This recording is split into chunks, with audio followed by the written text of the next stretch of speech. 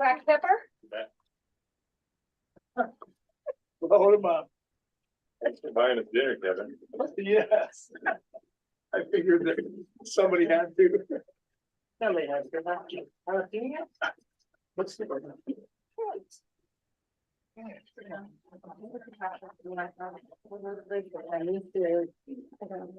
It's like sometimes I'm not here enough. So it's the pound times one underscore W, sorry. Uppercase D. 9. Follow it down. And I will get. Make it difficult. Nutty buddy. Nutty buddy. They want to throw down the barbecue in that direction. So we're going back Yes. for more. Oh, I'm sorry, I handed the plates back. The other guys want some. Yeah, they rolled up too.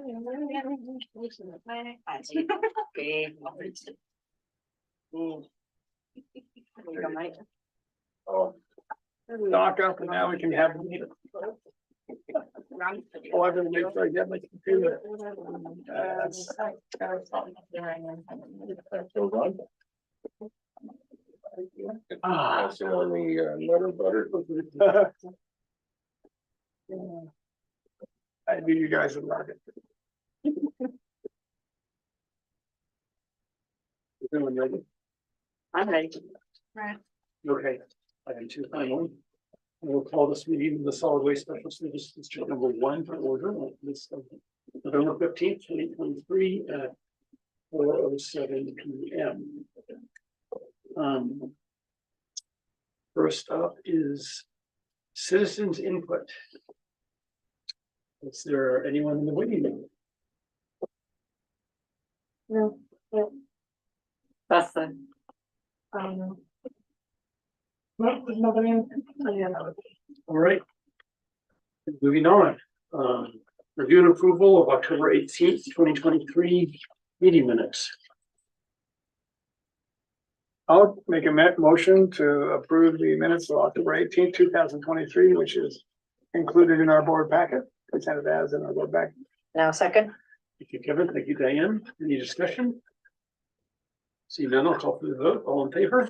Aye. Yes. Motion passes 5-0. Review and approval of the October 2023 expenditures.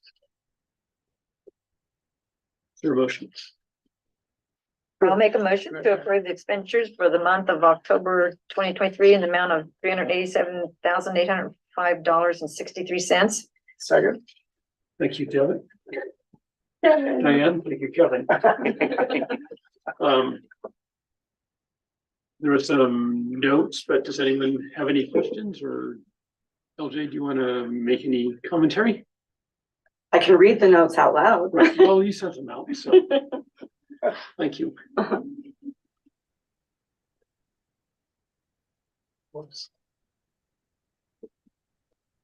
I tried to be detailed in those notes. There really isn't anything that sticks out other than those things. Yeah.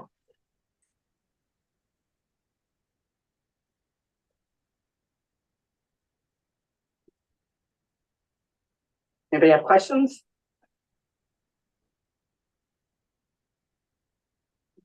What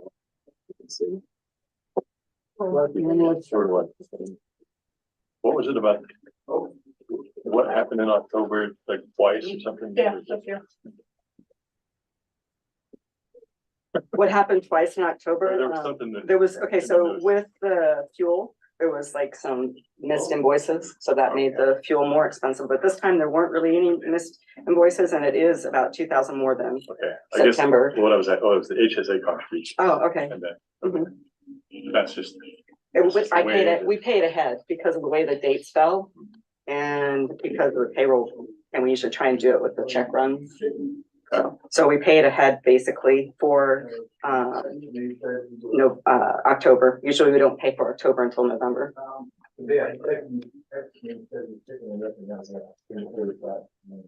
Okay. Okay, seeing no further discussion, I'll call for the vote. All in favor? Aye. Aye. Motion passes 5-0. Review and approval of the 2024 tentative budget to be presented at the next regular board meeting. We should probably pull the budget up on the screen. That would be the- I'm gonna check on the slide too, if it's still not saying that then. Thanks for the large font. Pull up the condensed one, the one that says, yeah, condensed. The second version was nice. You want the bigger one, the expanded one, No, the Well, condensed? the second one that you sent out, which got rid of the 2022 columns on the right, was easier to read. Yeah. That one, Okay, yeah, and this is still the condensed version. yeah. So it doesn't have all the monthly columns and things like that, so it's just a little bit easier to kind of dial in. No, it's not. Do you need to make, do we need to make that bigger for some people? Share it though. Well, I'm sure Nick has it up on his computer, but. LJ, is this the one? No, this is not the one you're looking at. 2022. Right, no, Okay. it'll say condensed.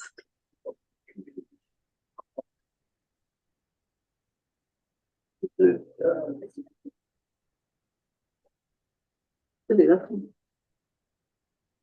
Right here. Did I send it out today? Well, that's the Excel, so that's not the condensed version, but. Yeah. Okay, that's the one I was looking at. What a bunch of big numbers.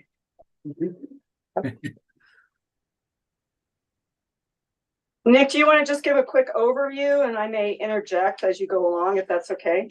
Okay, yeah, so the district staff, instrumental in crafting this budget that, obviously there's a lot of expense categories that increase year over year. With the various columns that on here, I wanted to allow us to have a concise view of what we're budgeting for 2024, or at least what we're proposing budgeting for 2024, compared to last year's 2023 budget and to the, when I say last year, I mean the year in right now, 2023. I can send it. And also what we're projecting 2023 to end up at. And then I also had some columns for showing 2022 actual and budget. But you may not have those on that sheet there. But I just wanted to allow you to see, if you wanted to go across and see various expense categories and how we budgeted last year. This one's the condensed version. It doesn't have all those. So if we wanted to, we could pull up the uncondensed version and then go across and look at them.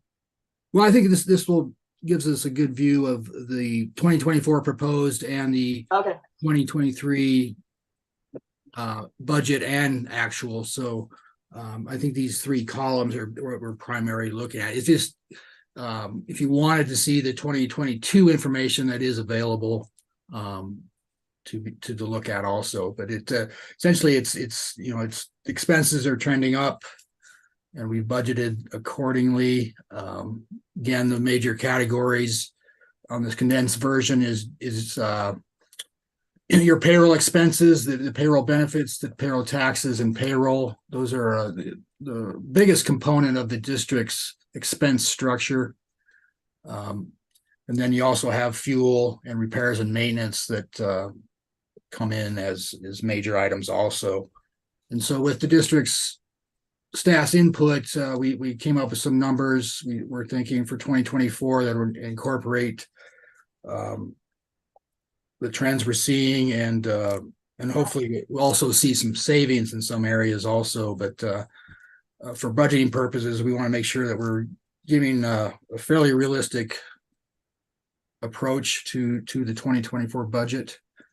And so again, the expenses, we've come up with these numbers, and in correlation with what Raftellus' projections also, I think these are fairly close. I think we're a couple 100,000 difference between them. They may have taken some averages versus some more concrete numbers that we have incorporated into the budget. So it gives us an outlook on 2024 of the expense items. I think that if you compare the total expense line, the budget showing 5.116, 472, and then if you look at the projected 23 actual, we're at 445,72935. So we're about a little over $500,000 difference year to year in terms of what we're projecting for this year and what we're budgeting for next year. And again, a big component of that is the labor expense. If the implementing any increases that may happen, and also any corresponding taxes and benefits increases. And one thing we did do, which I'll discuss in more detail during my board report, was to kind of help keep that from going up too much. We went with a couple of different insurance changes, with giving a different option for employees as well. And that I think will help reduce some of that benefits cost. But like I said, I'll go into that more detail in my board report. Is that payroll benefits? That's part of it. That's also payroll benefits includes URS and vacation set asides and things like that. All that stuff. I want to scroll down a little bit on this. Before we go into the revenue section, I just wanted to go down into the other income and other expense sections. We haven't got the concrete go ahead on the county TRT tax money, but we're assuming it'll be the same as last year, hopefully to be more, because we did request more.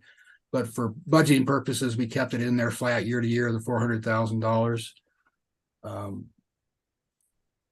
What does go away in 2024 is the trust account interest revenue. That is the excess bond money that we've used for capital projects. So we've expended that, and I think that's one of the items in the agenda today is to close that out. And so we've pretty much expended all the funds there, so there won't be any trust account interest revenue in 2024, where we had some last year. We did have some sizable gains on sale of excess equipment in 2023, and the district staff, we backed that down to probably a more reasonable outlook, at least going into the new year, of approximately 30,000 of possible gain on sale of old assets. That's old equipment. I think there's some items in today's meeting that will be put into surplus, which will be sold, hopefully at a gain. PTI interest revenue, that continues to generally go up each year because our balances do go up, especially in the restricted funds, which for Klondike landfill and Moab landfill, that money is restricted, but there is interest earned every year, so it does go up. And depending on the unrestricted PTIF fund that we have, depending on when we spend stuff, that generally generates some good interest on a monthly basis. And so with the restricted fund, with that interest, it does help reduce our if we need to up the balance in there, it helps reduce how much we have to increase the cost for the closures. Right. Depreciation, that does go up year to year based on the capital schedule that we have in the budget. The corresponding depreciation expense. If we scroll down a little more to the capital infrastructure improvement section, these are some of the items that the district staff wanted to include. Again, this is for budgeting purposes, whether we've trended to spend less than what we budgeted in capital outlay, either because we maybe didn't need it right away or for other reasons. But for budgeting purposes, we have these items in there, some rear load trucks, some roll-off containers, a loader, building repairs, office shed, or a KLF, or for Klondike landfill, some items, the water truck for the Moab, truck scales for the transfer station, and some road development at Klondike. So these, again, I know there's probably been some back and forth on what we should include and not, but I think this is probably a good list, at least coming out of the gate for into 2024. Whether we actually expend all these items or if they maybe some of their priorities may come up as the year progresses. So, but for budgeting purposes, we got these items in the budget. Nick, that is the reduced version, right? Yes. I think we kept a couple of other things in too, though. Yeah. Because I think the water truck was pushed off till 2025, but we kept it in. So yeah, we can, there was items that you had said push off indefinitely, and I left those off. There were some that were, we could push off, and so that maybe the water truck is one. So if we wanted to, we could take it off of this, if we wanted to do that. Actually, this loader 10 CRC, I'm not sure what that is. We don't need a loader at the recycle center for 425,000. That's what was listed on the sheet. So if there's a correction. We need a forklift first, that's true. That's an expensive loader. Yeah, It that's is. was that, is that just the description wrong, or is it is it for Klondike or Moab? It might, I'm not sure where that came from. Okay, because that's one of the biggest items on here. So if that's not All right. something that's if we don't know exactly what that is, then that probably should come off. Yeah. Yeah, we can fix that. Okay.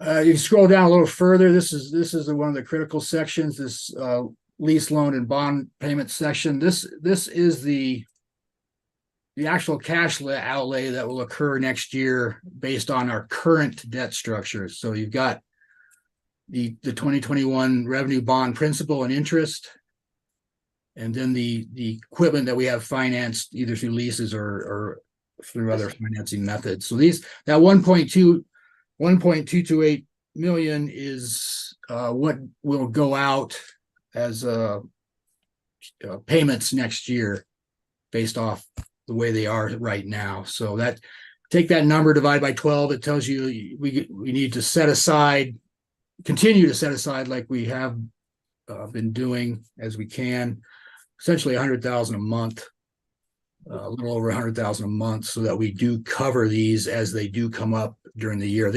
These amounts, the bond payments are on a schedule of, we have to fund those every May and November. And then the other equipment is either biannually also, such as April, October timeframes, or annual. I think a couple of them are annual in January. So, but overall, if you just encapsulate 2024, this is the amount of money that does go out the door at various times during the year. So it needs to continue to fund that PTIF account so that the money is available to be transferred as these payments come up. So any of that new equipment right above there, that 1.745, and if we pull out that 400,000, that'll bring it down to 1.3 approximately.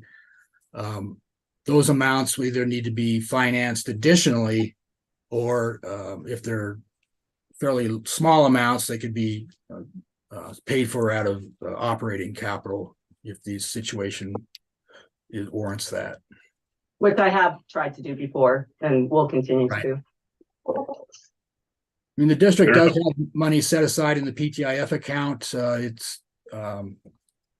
It could get lean as we get further on in the year, but again, we want to make sure that we attempt to fund that on a monthly basis to make sure that we cover these debt service items.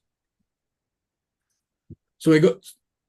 After talking about those, we can scroll up back to the revenue section, and this is where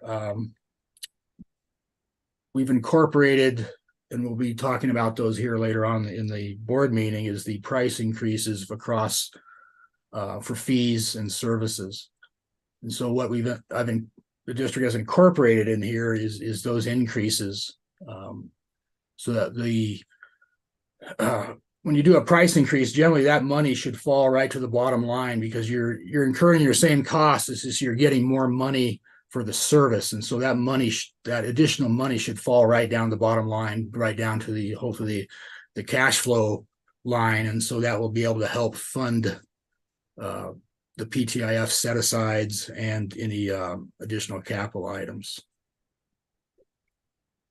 And this does include our rate increases that we will be looking at later. So the income includes that for the county, the rural, the facilities, but not the city, because we won't know about that until later. It does incorporate an assumption in July for the city, going July forward. So, because there will need to be something happens there. It'll probably be hopefully in line with what we're doing percentage wise on the rest of the district's revenue stream. So, we're only looking at about a 6% increase from last year, correct? Is that what I'm seeing? The 16% compared to 10? Does that make sense to me or? As far as budgeting, Yeah, as far as the net ordinary income. We're budgeting just that 6% more is what we're thinking, right? It's well, that's okay. Yeah, when that money drops down, but you look at the actual dollar amounts, it increases substantially again because of that price increase. Essentially, you got about a $900,000 price increase built into this budget. Okay. how much? 900,000.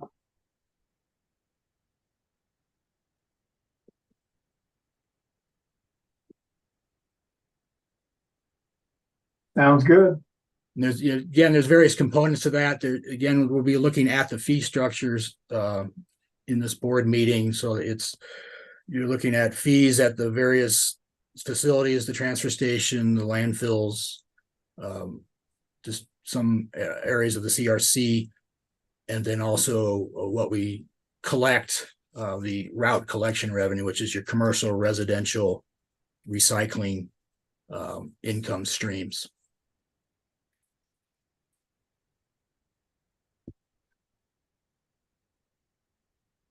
So any questions on any of these categories or in general on the budget? If we want to dig into any sections or just any general questions. I looked today. I studied it quite a bit today. It's a study day.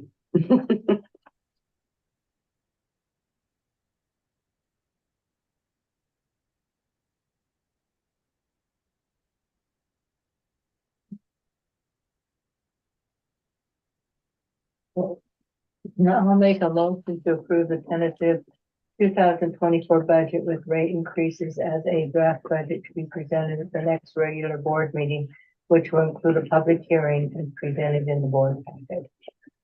Thank you, Mary. Your second. I'll second that. Thank you, Kevin. Discussion?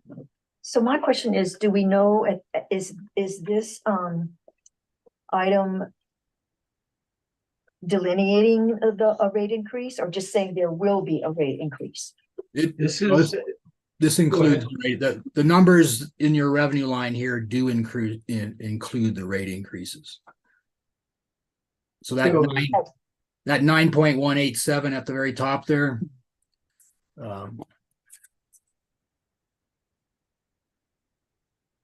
That does include the projected fee increases.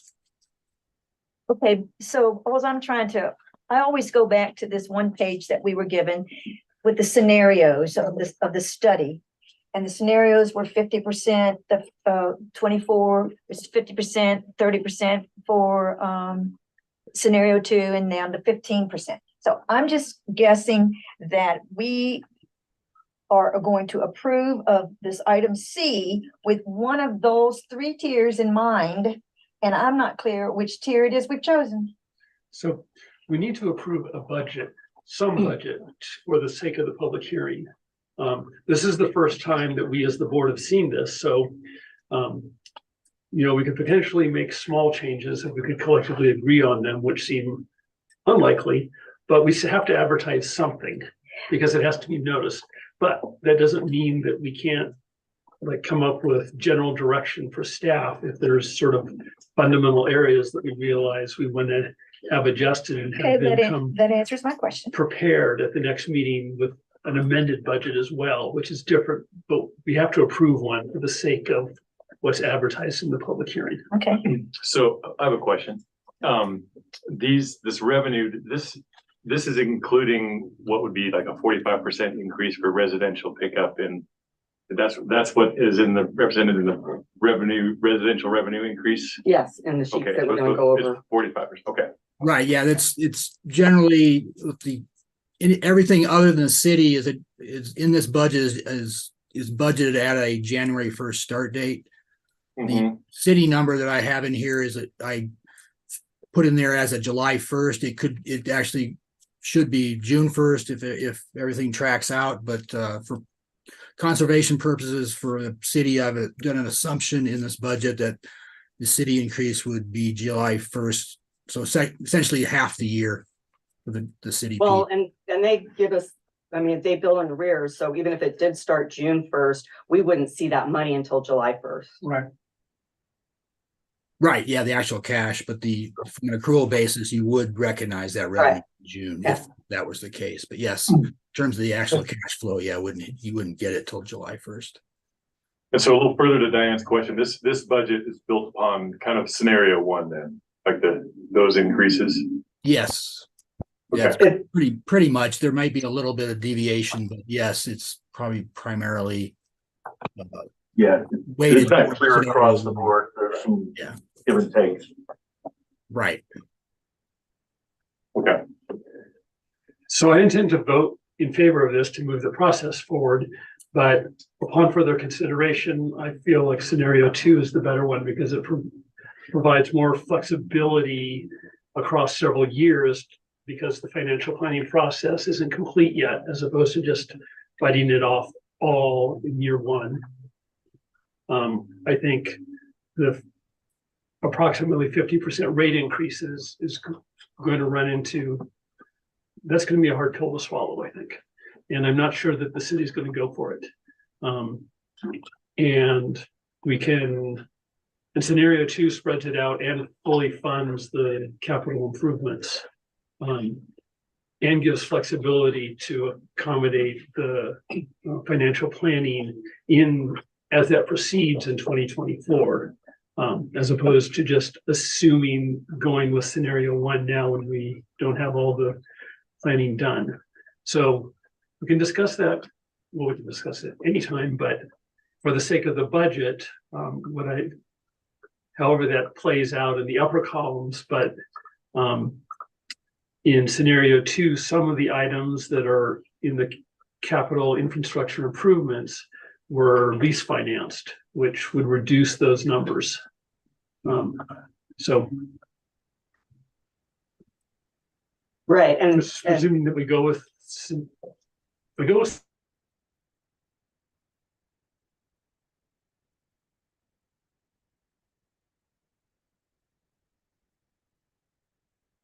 And have the last thing said. unless they want to leave them at the cash value to hedge against the possibility that they don't get favorable lease terms. oh, okay. so as far as those go, leasing items, those would, like, it was something we can't predict. We don't know what the cost is gonna be. So we kind of did go worst case scenario. And then as far as the fee structure goes, to be honest, I really didn't go as high as that 50% Right. in most categories. And with the facilities, the highest I really went was 25% increase because it just didn't feel like it would be accepted. And so I tried to do what would look best and still give us some sort of increase in rates. And again, if you look at for the city, the county and the rural areas, we try to keep residential rates not bumped up as much as we did commercial. The percentage increase is different there as well. So it's kind of a combination of 1 and 2. It's somewhere in the middle. Right. Yeah. That's So the okay. 95-gallon poly cart at 1 week in this valley was 45% increase. I mean, that's sort of the residential, I mean, that's pretty close to scenario one for most customers.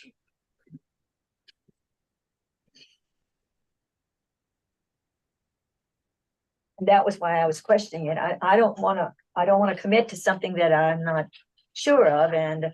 Did we get to that page? And, We haven't done those yet. and I'm assured that if item C is just to get the ball rolling, just to get the budget going, then I'm in favor, but with the understanding that there will be discussion about these the rate increases later. And it's all gonna be kind of what the city also agrees to and stuff too, so we're gonna have some flexibility there. I mean, it's gonna be, we'll have some negotiation and stuff there. We won't really know until we get into the negotiation phase, correct? Correct, but if we go with about 50%, then there's more of a likelihood that the city won't go for that, and there'll be more of a difference between the city rate and the valley rate. Okay.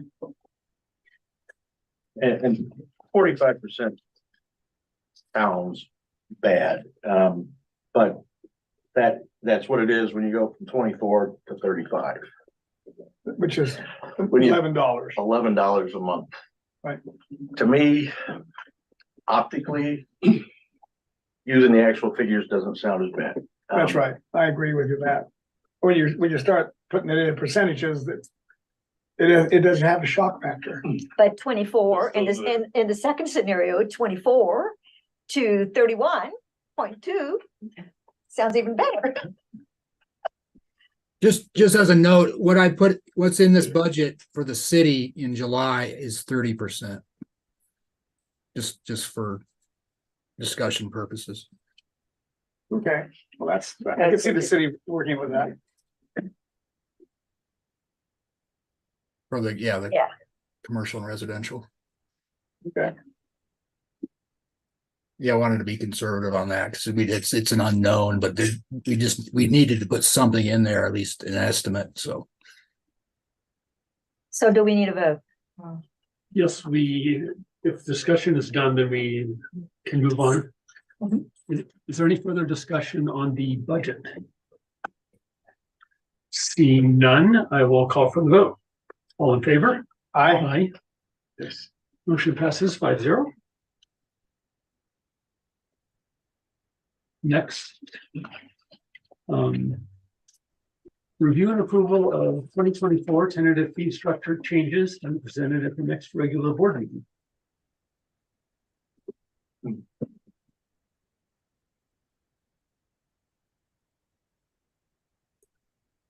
Who's taking the lead on this? So then can you pull up the fee first fee schedule? It's not in there, is it? It was in the whole packet, so if you go to the whole packet, and then you can scroll. It's right after the budget, I believe.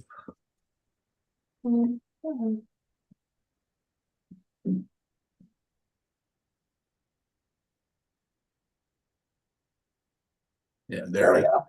That's the base. There. the first sheet. There's one more.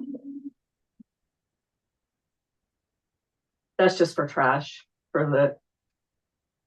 And that last one is just the dollar increase. And then, so if you go back up to the first where you were. Okay, yeah, so that's for the. City, or not city, the county. So what are you wanting to look at then? Just, that's where we're starting. Oh, okay. Wanna leave it then? Now, one thing we could do while we're talking about this, Nick, is if you want to pull up the actual Excel spreadsheet, we can play with those percentages and change them. And then you could share your screen and we can look at that. So basically what we did was, we took those percentages that I was under the impression that most of the board felt that scenario one was a better direction to move. So that's kind of where I was looking at, trying to get those numbers. And then gradually increasing, like I said, for commercial. But if Nick, we can make these changes and present the fees at the next board meeting and the public hearing as well. That's kind of where we were making our assumptions so that we could see what the increase would be. The top section, of course, is what we're charging now. And then the next section is what the rate would be with the percentage increase listed to the side there. And then if you do scroll down a little bit, then you can see the actual dollar increase for the year or for the month. These are all based on the monthly pickups.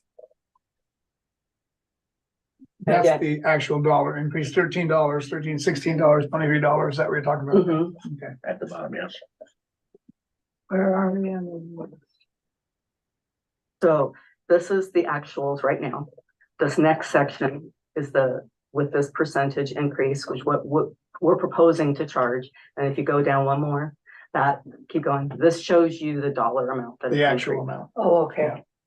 And this is based on basically 47%, 42%. What were you? The percentages are off to the side of the second. 45, yeah, 45%. 45 for the residential. Okay. So on the residential, that polycart going once a week goes from 24 to 35. So if you look, so that's a $11 increase under this proposal.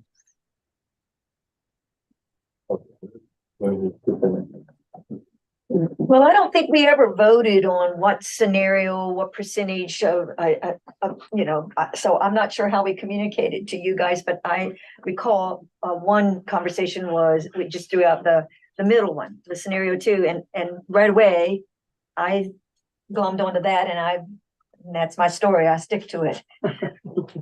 I think at the I end of started- at the closed session that we had, I think we discussed. The workshop. The Yeah, the workshop. workshop. In the workshop, we discussed ripping the banding off. Yeah, that was kind of, cause Yeah, but we, no one What? on the board said one way or the other about ripping the Band-Aid off. I don't recall. I didn't push for a straw vote, and so I apologize. Not Yeah. getting. Lisa, cause I was like, it starts out really higher, Mhm. but then at the end, it's less, except for scenario 3. It's less than scenario 2. I know And so I thought, well, shoot, if it's gonna end up being less, I'd rather pay more to begin with, to have less later.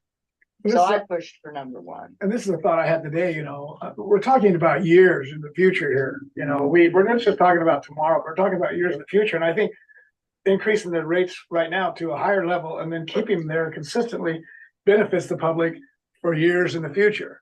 Because they're not gonna have the big an increase and an increase and an increase. It's gonna be hit, and then it's gonna be a minor increase from now on. So I just think it benefits the future. Well, I do apologize. My impression from the workshop was that everyone was leaning more towards scenario 1. So that's kind of the way I based all these rate increases on. But again, I didn't personally feel good about it. So I did try and vary it as much as I could so that it kind of matched that 50% from Raphtalis, but brought some of the other areas down where I thought that we could do So that. you did, you did 45 for residential and 50 for commercial, it looks like. But again, like roll-off, when we go to roll-offs, Yeah, our prices are way high right now, so I didn't feel comfortable doing any real increases with that at all.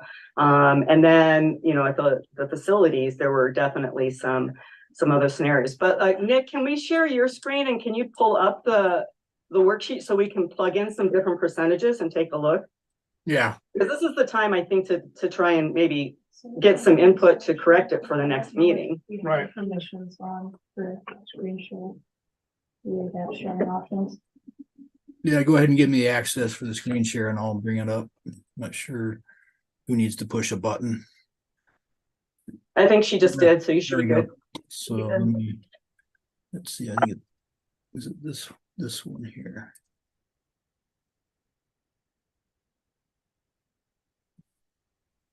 Wow. And if you could make it a little bit bigger too for us to see here, that would be great. Thank you. Nice. So here's the what I always like to do is go to your benchmark service, which is your polycart once a week, which is this 24 number, and your 2-yard once a week, which is this 74 number. Those, to me, those are the kind of your bread and butter right there. So if we go down here, if we go ahead and play with these rates over here, it's at 45. Say we went to 35. yeah, 35. Oops, sorry. I'll take care of Yeah. the. Sorry, decimals. Good. Could be an increase. That's next year. Yeah, okay.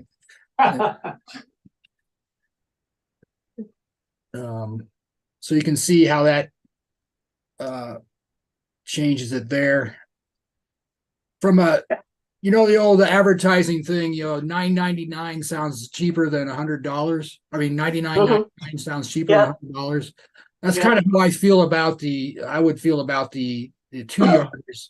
The 2-yard container going from 74 to some other number, like maybe a 99 instead of this 100 that's showing. The perception, the perception could be better, benefited from there. Let's see what would do that. 0.34 possibly. Yeah, so 34. I would do the other ones at 3.342, the residential and all that, yeah. That's not gonna change so much. Okay. Not really. But it's consistent. So your residential polycart once a week, the 24 under a 34% scenario would go to 32, so that's $8. Mhm. So you see these. And you say you budgeted for 30% of the city comes through? Yes. Yeah, but didn't you use these numbers and these fees for the other income? I believe so. It's Yeah, so this would reduce some of our income. Yeah.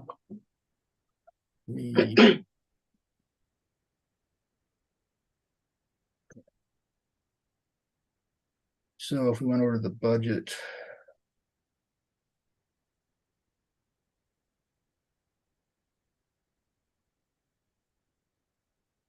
I had 30% in the county actually in the budget. Okay. We're actually Okay, cool. 30 and 40. So again, the budget is being conservative.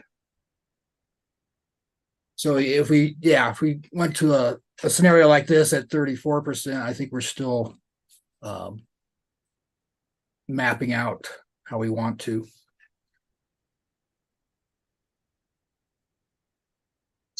So the budget is calculated at a 30% increase for. He was being conservative. And I think the first one that I sent out to staff was at 30% for residential, but then there was talk among staff and we decided to make some changes to that before we sent it to the board. So he probably went off the first one that I sent. Yeah. So the budget that we just approved. Has a 30%. Okay. That's still a draft budget, right? Like, Yeah. is it- Yeah. Right. Okay, yep. So yeah, We'll call we it, we approved a draft budget, just so I don't. It's actually confuse called my the head. tentative budget. Tentative budget, all right, sorry. Just want to make sure we're using the right language. Thank you. So if we went to a scenario like this at 34, I'd actually be adding money or adding revenue to the budget, just to some extent.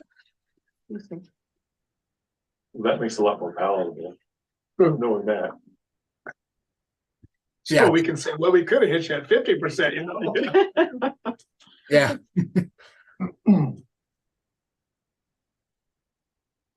So this is the what we're looking at here is the Grand County Spanish and Moab Valley section. If we go over to the rural trash, let me make this a little bigger.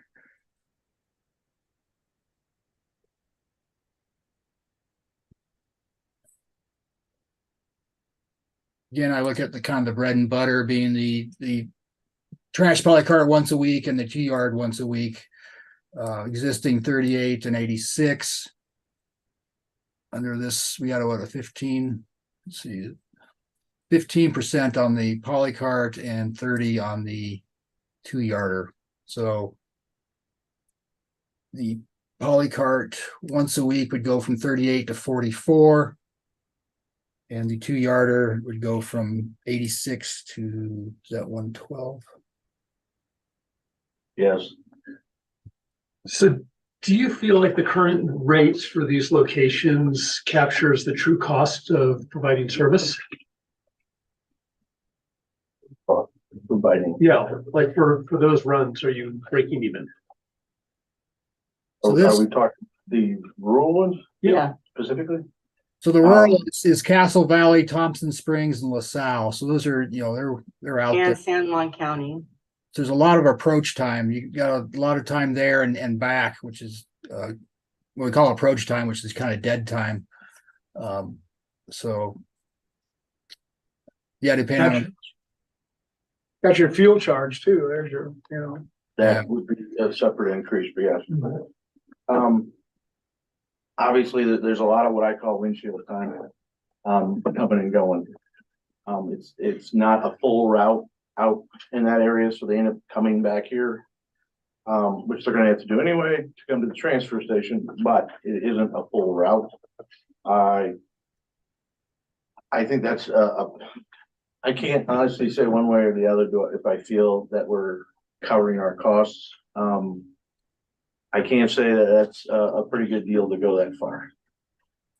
So the reason I'm asking is because on one hand, like even with a 15% jump, it looks like a pretty good price. I mean, it's kind of a high price, but at the same time, I'm wondering, like, to some extent, I don't know that I want to be subsidizing like the customers who are close in, who have chosen to live in a more densely populated area where all services that are more efficiently provided, that they subsidize people who live in remote rural locations. But I also don't want to make it so high that people in rural locations just dump their trash in a gully. yeah, good point. Diane mentioned the idea of having like a centralized dumpster in communities. Well, that's down, I would think that's down the road, but if they're considering larger areas like San Juan County and these areas that were already, certainly it would be an option to look at because there must be a reason why people do it that way. And knowing how much these trucks cost and running them all over San Juan and it's like, Well- to me, it seems like a no-brainer, but I don't know. So when it says San Juan, you just mean the south end of the valley over the line, how far south you go? I could show you on the map. I don't know if I personally can describe it real well yet. Well, LaSalle is what, 20 miles down, at least 20 miles down the road? right, But we don't do regular garbage pickup in LaSalle. We don't do resident. they have their own Yeah. garbage station. Yeah, it's mostly just the Commercial, Spanish Valley. okay. But you guys pick up San Juan Health Clinic, don't you? Mhm. Yeah, that's the end of the valley. San Juan Health Clinic is the end You of the do valley. Pat Creek? Yes. Yes. Makes no sense. So, you go all the way to the end. Did you say Pack Creek's one of the further ones? Yes. So you're even, That get regular, Right. weekly Well, I service. think Castle Valley is a lot further than Pack Creek, Pack for Creek. sure, yeah. I mean, that River Road, and I mean, to address your question, I don't think it covers the cost to go out there. We don't pick up enough to, The density, yeah. When you're doing Density. trash, the density, when you're going from stop to stop to stop is where you get your operational efficiencies. Like you mentioned in the city, that's what you're doing. You're stop, stop, stop. Out in some of these rural areas, you may be picking up a thing and then 5 minutes later, you're at the next stop. So do rural locations, like as soon as you go across the county line, does that fall under this price schedule of rural location? Or That's one of the changes we want to make. to, Increase. just because that'll be better for the district? Basically, Fuel costs, man hours. well, but it's like just going across. Okay, that doesn't make sense to me. Because it's part of this valley, it's relatively close to classifies something that is just over the county line, the same as Castle Valley and Thompson. Doesn't really make sense to me. I mean, I realize it may help the bottom line to sort of So what would be the alternative? I wonder. to have a different boundary for where these rates kick in, like maybe it's, Oh, by mileage and the miles. oh, yeah, could be mileage. I mean, it sounds like it also has to do with pickup density. Well, I see, charging, San Juan County a little more because they're not contributing to anything like their TRT or any of the other fundings we're getting.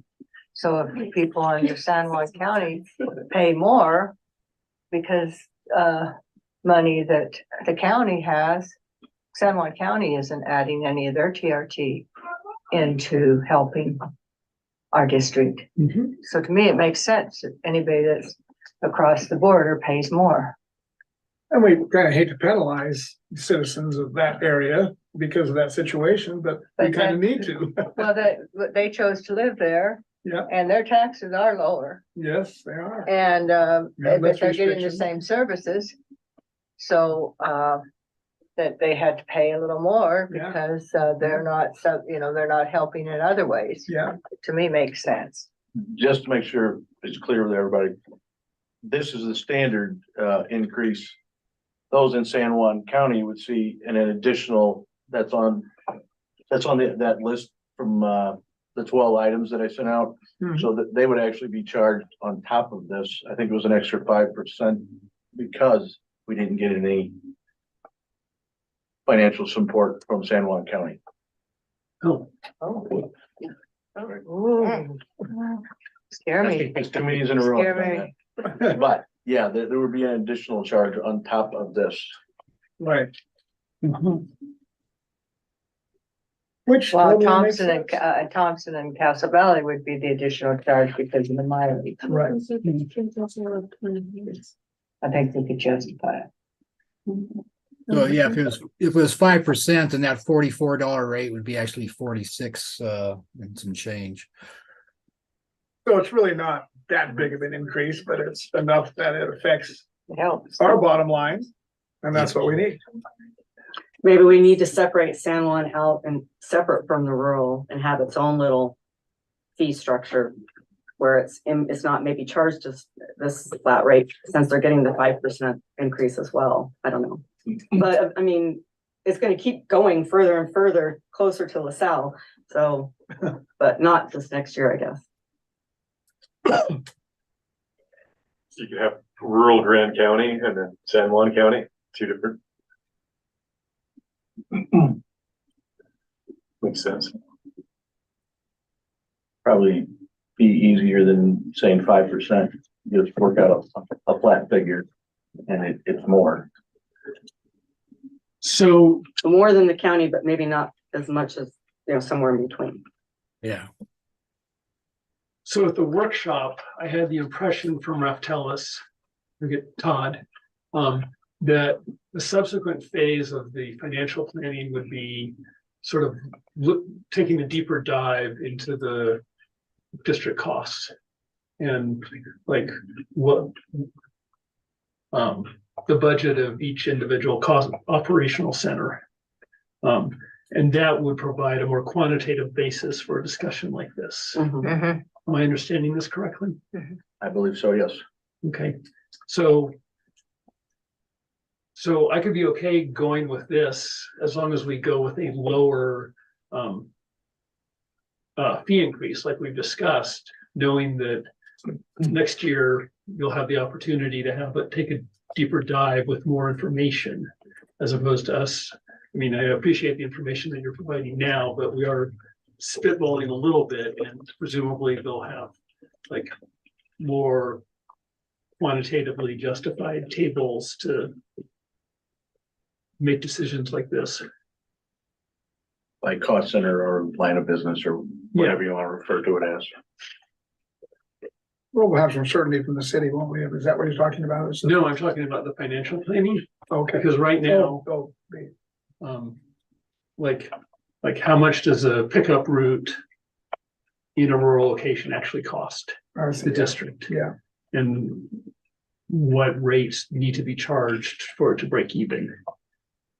And that's what they're working on. Eventually. Supposedly. Well, I don't know if they are now, but it sounds like that is, Hopefully, scope. I thought they were already working. on Okay. it. right. I mean, I did wonder if it might be done in time for the December meeting, in which case we could make a final determination based on that, but I don't know. We've got Thanksgiving and I had hopes of that a while back, but I don't anymore. I don't think we'll see it before the first of the year. okay. So, and will they be with us, providing information like that and additional information through 2024 or? Not all the way through, but definitely for a while, because it's a project base, not by year. Okay. Hopefully not through the end of 2024. Hopefully it gets done before. And the city is interested in having Raftellus do some scenarios specific to their rates. Oh, good. And they've indicated a willingness to pay for that as a change order on the contract so that it wouldn't fall on the district. Good. That should actually benefit the district because they'll come in with, averages throughout the area and they should be able to justify our increases basically, correct? You mean for For the city. no, this would be city specific. Oh, I see. Like, It's not. Like it might be looking at like what happens if we bundle, looking at bundling waste and recycling pickup. I see. Like, is there an efficiency there? Can Right. it be like lower overall cost versus paying for them separately or? Right. Or if we're looking for volumetric incentives, I see. how to structure those. I'm not sure what staff are interested in, but sounds like they would like to have Raftellus potentially do work like that. I'm not sure of the exact scenarios that they want to look at. Uh-huh.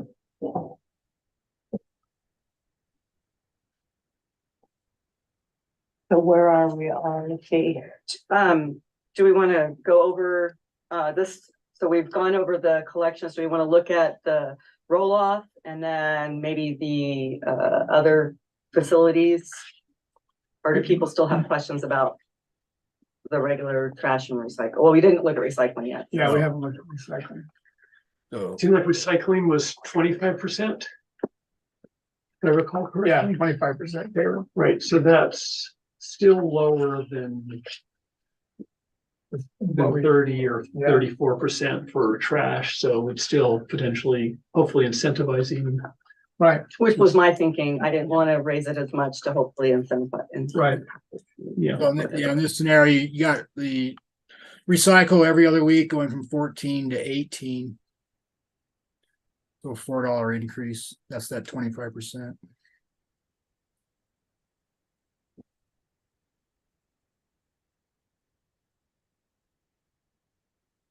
Didn't find that 1995, huh? Yeah. well, if he would have like show 2 decimal places, maybe it'll have Exactly. all sorts of funny numbers. Right, yeah. Okay, I don't have anything to say about this. Does anyone else? All right, let's move on to a different category. Looks good. So can you switch back, Savannah, and pull up the next one for the roll off?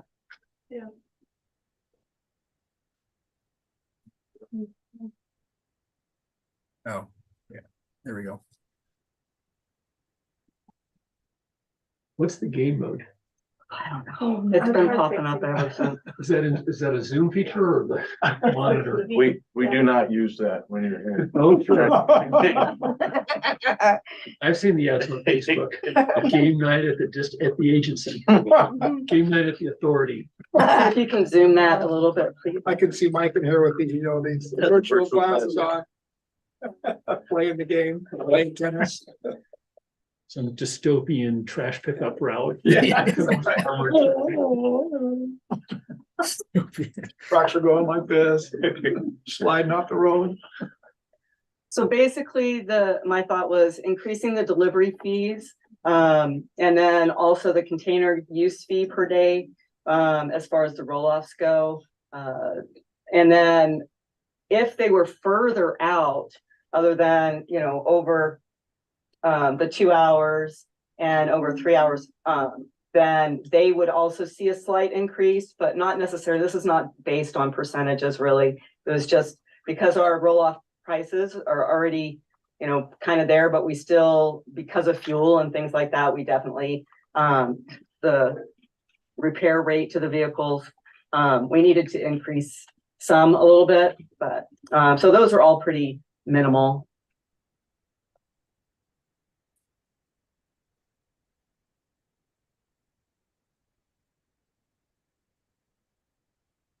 The only thing that, if you scroll down a little bit, Savannah, the big changes were in the special event.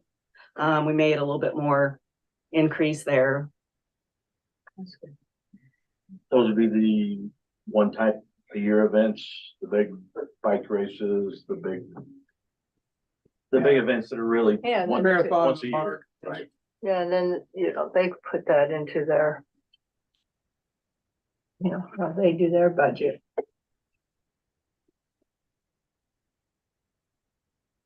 So it looks like you're proposing a flat rate increase, Yes, but there's like delivery, depending on the round trip time, there's a $100 to $300 range, so that's a Yeah. pretty variable percentage increase. yes. But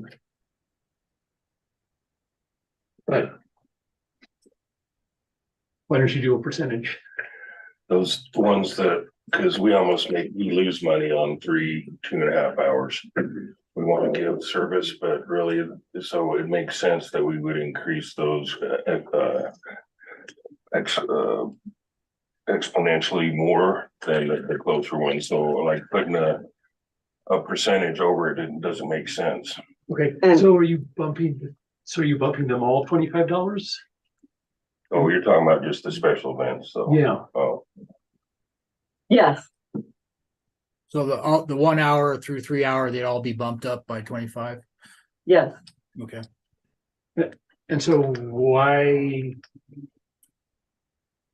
So why not do those on a percentage basis? We could. I'm just curious if there was a reason, because it seems like proportionally, it's much lower for a 3 hour round trip versus a 1 hour round trip. Well, getting back to, we didn't want to raise these a whole lot because they are already through the roof. Okay, Thank you. And part of it was easing, you know, flat is easier to keep up with than the percentage. Well, I think with the special events, it's easy for them to cover it. Right, from $25 or $50. Yeah, because they just spread it to the people that are paying. How For many of them to these be events are we vet. talking about? Oh, we have lots. Well, I know, but but like the 3 hour. yeah, these 3 hour events, like that's, like those, they should know they're gonna be paying. Well, that's 3 hour round trip, not necessarily. Yeah, right. Yeah, Yeah, that's, but where do we have a special event that's 3 hour away? I don't Yeah, think that we one. have Hour one. and a half. away. Don't we have one in Grand, over there near Green River, Burning Man or whatever, it's not Burning Man. it's Building something. Man. Building Man. I think they keep most of their, I think they take most of their trash to, I don't know if they take their trash. They probably bury it out in the desert. Leave it behind. Or burn it, yeah. So that $25 on the $100 amount, that's a 25% increase. On the $325 amount, that's an 8% increase. Yeah, Deliver the roll off and another 825. So, but a 3 hour round trip, that could be going But see, into I think that, Swanee Park and getting through the traffic might take you 2.5 hours, with a big truck. I mean, well, yeah. I think special events is one way we could do a significant increase to help our bottom line. Add them together, so this is what. And without having, they're not gonna pop that much. A mechanism Because they have the 3 hours would be the one they're gonna have out at Red Cliff, Red Cliff. Sure. They're having that horrible one out at Red Cliffs and, I've gotten in so much trouble for approving. Yeah, that's a 3 hour almost. We just approved the ability to apply. Yeah, it'll probably go through. But you're saying that they're already sky high. They are. Well, regular roll-offs. I don't know about the special event ones, but Okay. Comparatively speaking, compared to our residential and commercial rates, our roll-off rates are up there For special events or for all roll-offs? for pretty much all of them. How many special events are there in a typical year? That just, anybody have a ballpark? 10? Oh, you talk to spring, we have one almost every weekend. Yeah, probably at least every other weekend, maybe. I've been every weekend in the spring. Okay. And we have quite a few in the fall, but a lot in the spring. We have 2 or 3 marathons. We have things like everything, the Broncos, Yeah, the, we have there's huge. Land amounts. Cruisers, we have the Razor group that comes, we have, Oh, yeah. But that depends if they want a container or not. A yeah. lot of people may turn it down because of the price. We had a couple people that didn't want it Can't because want what? A a container. container. Well, that can be required. Don't you require Yeah, we trash require services trash for services. special events? I don't think anybody was aware of that. Well, we better make sure. I'll There make was sure. a special event out at their arena and they declined them. So they just brought all their trash in the bags or? I'm not sure what they did with it. They were gonna get it. But It sounds like that might be a fix. but they Cities might, and county community, maybe have some Yeah. checking. Yeah. because, the only one that I can think of that the most might have problems with is the county fair, because that is a cost to the county, pretty significant. And so that would be one you wouldn't want to add a whole bunch of price to, but most of them are put on by these big organizations and are making Yeah. boo bucks by coming here. So I have seen occasionally other brands of roll-offs around here. So That was another reason we can count on one, I can still count on one hand, but occasionally we do see, an outsider, in and out usually. But we didn't want to promote that any more than necessary. So that was the other reason to watch how much we increase our roll-offs. Because of outside. Well, you guys know better, but yeah, I will look into that. I'll talk to our special event coordinator and find out what's required. And you have a special event coordinator in the city too, right? I don't know, it's a little bit of a black box to me. It's a big deal in the county. Do you require like receipts with the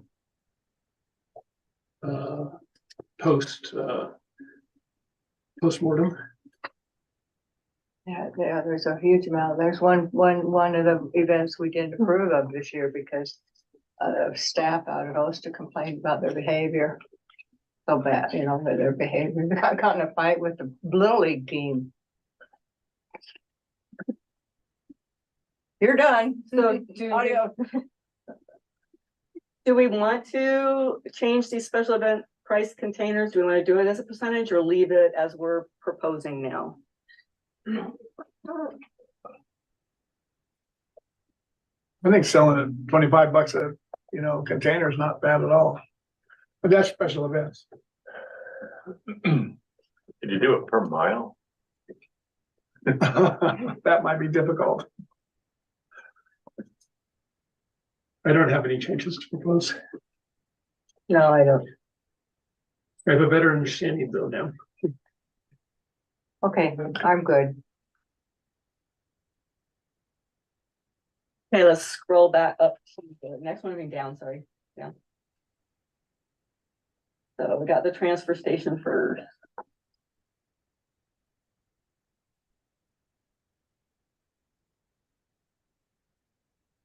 Did I put at the top? I thought I put at the top that it was 10, yeah, 10 to 25.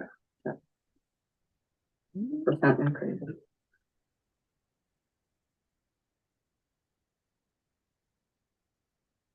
And the red is what it would go to, so it's not really that big of an increase, is it? Yeah, off to the side, it's either crossed out or 35 to 37, 18 to 20. Yeah, that's minimal. Yeah, like that, like the 18 going to 20 is about 11% increase. Yeah, that looks swallowable. And it's funny because it's actually us charging ourselves for all the roll-offs that we bring in there, right? If we were to charge, but this is for basically residential trucks that come in and drop. And so I was really curious when you came up with this list of things that we were gonna look at to raise revenues, you mentioned that there would be a $5 minimum at the transfer station. What does Put that, that up there. what does too. that mean? Most all landfills and transfer stations have a minimum. They usually do a 1 ton minimum or whatever figure, if we obviously don't have scales. Basically, we're eliminating the $1 a bag is what we're doing. And people come up with one? I came up with 2. That's just the other day. Okay, all right, that It's did. usually 1 or 2. $2. I paid 5. Yeah, you did. So basically that's what we're doing to Yeah. $5. kind of encourage people to, well, if I'm gonna spend $5, maybe I should just get service. Yeah. And at $1 a bag, we're not really. Oh, you're covering the almost- cost. Losing money, Yeah, yeah. there's I mean, money. Yeah. You generate a receipt, whatever, for the Exactly. $2. Yes. Exactly. Not- And 5's an easy You'd thing. probably be better off just letting it be free instead of charging $2. Save you some time in processing, but Well, you know, you could consider, I don't know if this is appropriate time, but you could consider charging more than $1 a bag. Well, that's it. Anything that comes in now is $5. There's Well, no I'm not so sure $1 about bag. 5, but 1. Well, we Yes. did reduce the single stream recycling drop off up to 32 gallons. That is free. And we used to charge $1 a bag for that, but we changed that to free to help again, encourage some sort of recycling. Do you get a lot of it at the transfer station? Single We had stream? people sneak in the other day. Yeah. And put it in. I brought a bunch. Somebody of forgot to lock the gate and I was here working. And so I saw a car out there and I was like, what? They were putting stuff in the single stream. That drop box is what, 25, 30 cubic yards? It's a 30. It's at 30. We probably dump that about every week to 10 days. So that's a dilemma I kind of ran into because we've got the single stream going to Salt Lake City that I had some cardboard I just threw in there. Is it better for me to take it over and put it in our cardboard box that we can go up and Actually, compact or? It is because that cardboard goes over to the CRC and gets baled Yeah, it gets mailed, and so we make money on that. Sometimes. sometimes. I know, so that's the question. During certain times of the year, we might make money, but And the cost is offset. yeah. Yeah, we don't really make money on it. Yeah, so that's why I put it in with the single stream. Cause I figured, it's all gonna go to Salt Lake and make and sort it up there. And are we really gonna make money? If the price is right, we might, if not, we're not, so.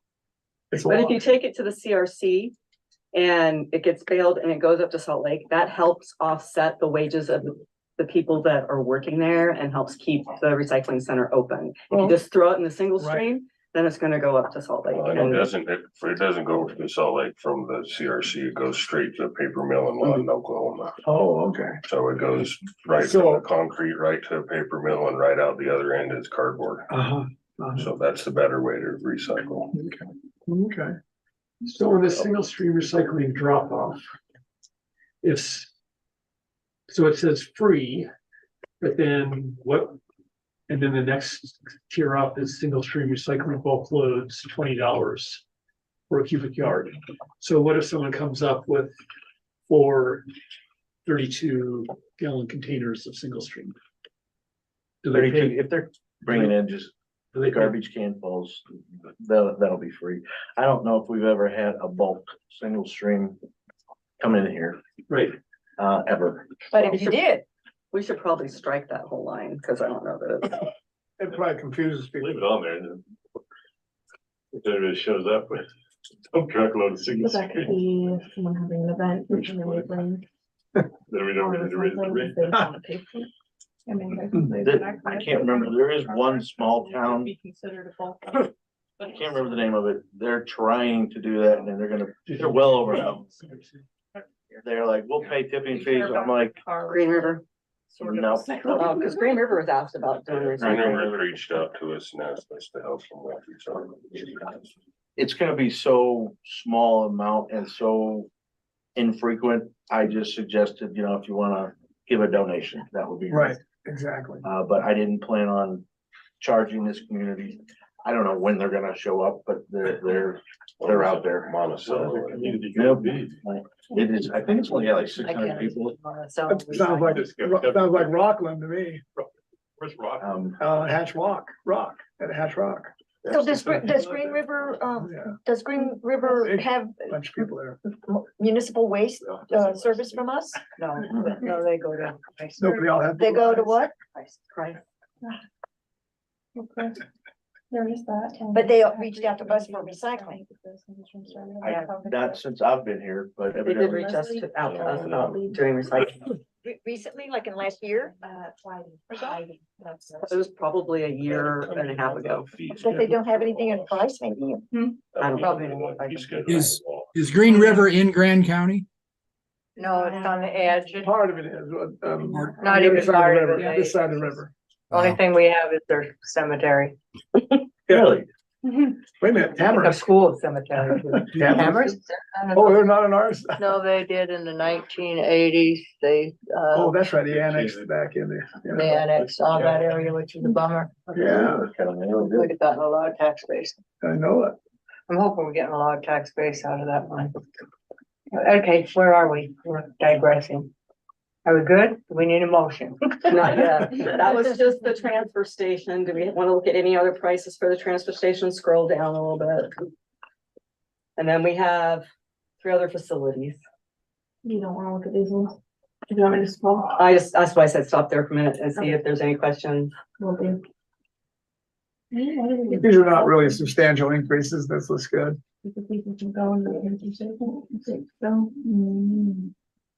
I'm glad you're charging more for mattresses. Yeah, the only substantial one would be the mattresses, the twin and Well, full.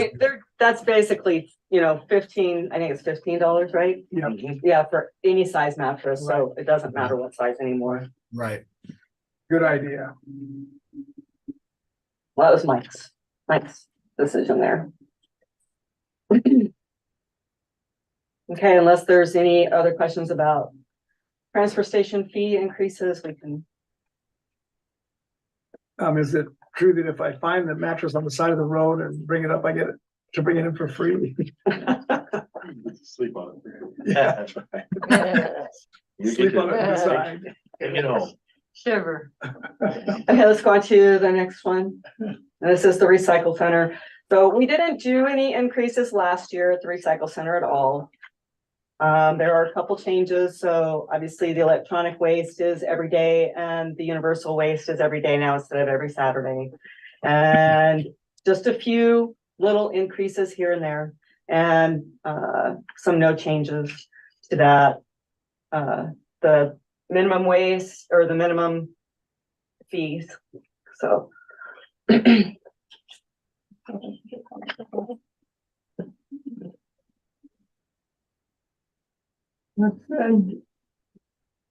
Under electronic waste, the kind of the second one there,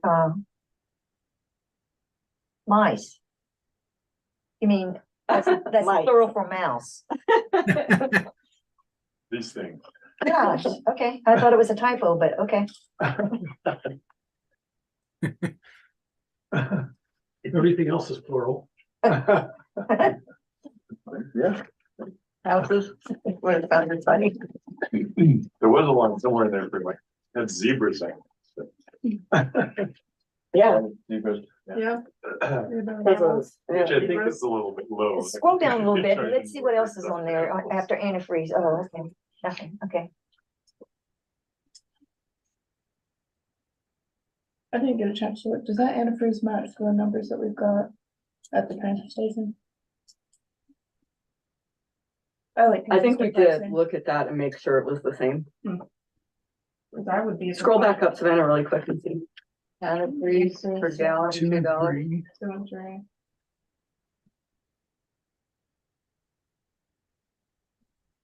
At the bottom. Oh, there it is. So nope, it's a $5 minimum fee. And my brain can't compute that, $1.50 and 3. Really don't match.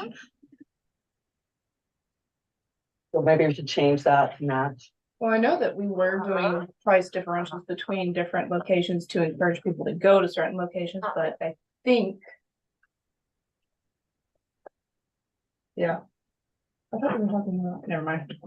I'm braining right now.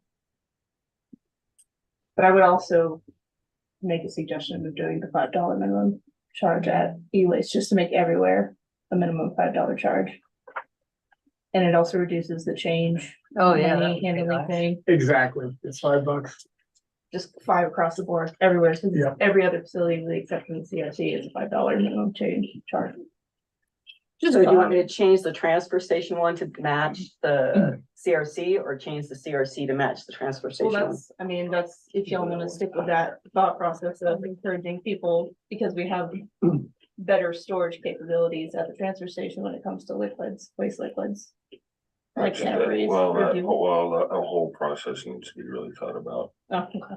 So there's a deeper conversation needs to go on, but thing is with the CRC is we get a lot of people that bring in just a little bit, Oh, that's true, we do. like 3 or 4 batteries. A lot of times we don't even charge because it don't That's right. register on the scale, and so we just drop Yeah. some in the donation thing, so. Squeaky. Although I am all about trying to be consistent through the different facilities. I think that's one that maybe, Yeah, cause sometimes I get phone calls and they're like, oh, how much is it here? And I'm like, Yeah, go through my novel of fee structures. and you can just say $5. People bouncing back and forth. Yeah, and I'm like, well, if you've got, waste oil, go here. If you've got batteries, go here. If you've got yard waste, go here. If you've got tires, but you don't want to pay as much, go to this location. So Right. Cause that's the, like 90% of the phone calls is I pricing. bet, I bet. So, and where to go.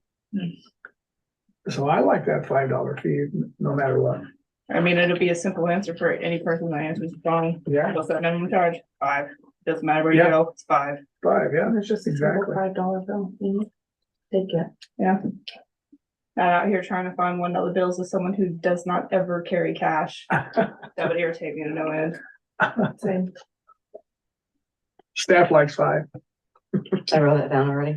And that gives us more money. I'm still not clear on the antifreeze, but I can check on that later. Yeah, that's like Chris said, it's a deeper conversation. Before it gets picked up. no, so we have 2 different programs. We have the one that was established here by Monument Waste, and we have universal waste that goes over there. The problem is gonna come in is it's really expensive to call anyone to pump this stuff off. So we've honestly been trying to consolidate everything over here. So at some point, we might just strike antifreeze from the CRC altogether.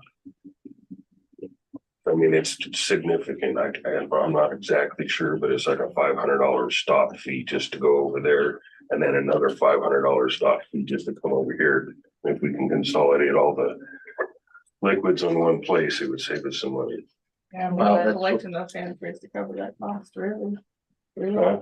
No, I mean, we get just. Think we minimal. ought to do that right now, just strike it from the CRC and direct them to come here. Yeah, that's what you do. Put a sign on the gate or whatever and say, all liquids take the transfer station. Well, except we do take some liquids under the household hazardous waste. Oh, that yeah. We can't take here, I see. so. They there can't is- do all liquid, just antifreeze. Yeah, just saying. But the antifreeze is something, and we have a containment set up over at the CRC, and we have containment set up here, and like, we've already done the oil. We've already consolidated all the oil over here. Okay. Yeah. So that was the kind of the next step it's just wasn't priority, but I mean, it saves us money, then I'll make it priority and I'll get it done. Thank you. For people who are bringing up household hazardous waste, they often cleaning out like a number of different products, and so That's, Yeah. yeah, that would be the one kind of. And what we can do, and kind of what we've been doing is, because we get a lot of stuff that. Here, it's stopped a lot lately, but we still get some that then we have to like interagency move stuff back and forth. So it's probably cheaper for us that if we did, like somebody came in and just had a whole bunch of stuff up here, okay, we can take this and we can just bring it over here and empty it into this container. Is that kind of what you meant? Yeah, I'm just wondering, like, if there's value in, like, if the HHW facility is CRC, but antifreeze, people end up with a variety of liquids that includes antifreeze, and then you end up, like, we'll take all of that except the antifreeze. Right, yeah. And then we have multiple things like that too, like the oil is another one that's kind of confusing. Cause they'll come in with used gas and oil. Well, okay, we can take the used gas, but the oil, you really need to take over the transfer station. You just have to follow up with the, like, we can take the oil, but we will have to charge you if you bring it here, but under UDQ's grant program, you can go to the transfer station and get it free. So it's kind of like, what do you want to do? Do you want to take that extra tip and have it be free, or do you want to pay $8? Kind of your call. And I give them that option when I price stuff out. I'm glad you understand it. Yes. I would hope I did. Okay, anything else for the CRC? Nope. On to Klondike.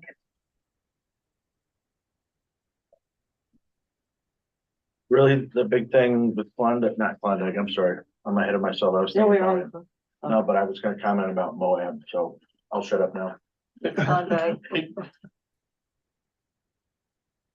The majority of people that go to Klondike are commercial, all the people that go to Klondike are commercial. And so the only thing that we really didn't increase is really concrete and asphalt, because that's something that we like to take up there Right. and we can utilize it. So we didn't do any increase there. And it's pretty much, again, 10 to 25% increase. Big increases is on equipment usage and over hours, overtime fee. Yeah, we discussed Which is that good. quite a bit the other time. So, and on the equipment usage fee, that's when a big trailer comes in and he's got half a load coming out and it won't come out, so you have to go over with the loader and basically clean him out if he's trying to dump or something, or he gets stuck out there and he can't move, and you have to go up and just kind of give him a nudge. I can see definitely being charged Or if we that. have to prep, sometimes we get large asbestos loads that we'll prep, so that we'll inform that we're gonna basically dig a hole and Yes. get it beforehand, but it costs us a lot. I mean, it's not the cost of equipment, it's just buying it. I mean, to run it is even more expensive than buying it. So Sure. that's just the reality, and I think that was a good move across the board. We did it here as well too, at the transfer station. Yeah. Good. Same increase at all the facilities. Very good. We're slowly trying to condense this into uniform pricing. Right, And maybe someday people can actually look at our fee structure and understand it. right. That would be kind of cool. It would be, yeah, Save that save the hour-long phone calls to Yeah. My decipher. novel. would. It's a dream, but. But it's something that we're working towards, yes. Baby steps, we're getting there. Living the dream. Boy, true. Okay, we can go on to the next, unless there were other questions. Again, a 10 to 25% increase here. Couple places where, like with the green yard waste, because we use that for mulch, we decided not to encourage that. Good, But we increased what we're selling mulch yes. for. Yeah. From 20 to 22. This is such a great job. People really love it. They do, it's very popular. Yes, I do. And again, you'll see the equipment uses fees and holiday or overtime hours was increased to be consistent.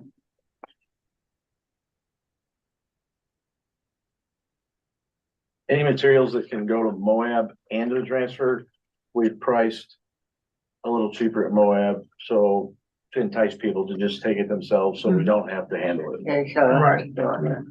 But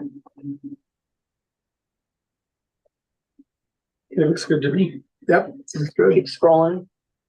And again, the mattresses, we decided to take off here, right? Yeah.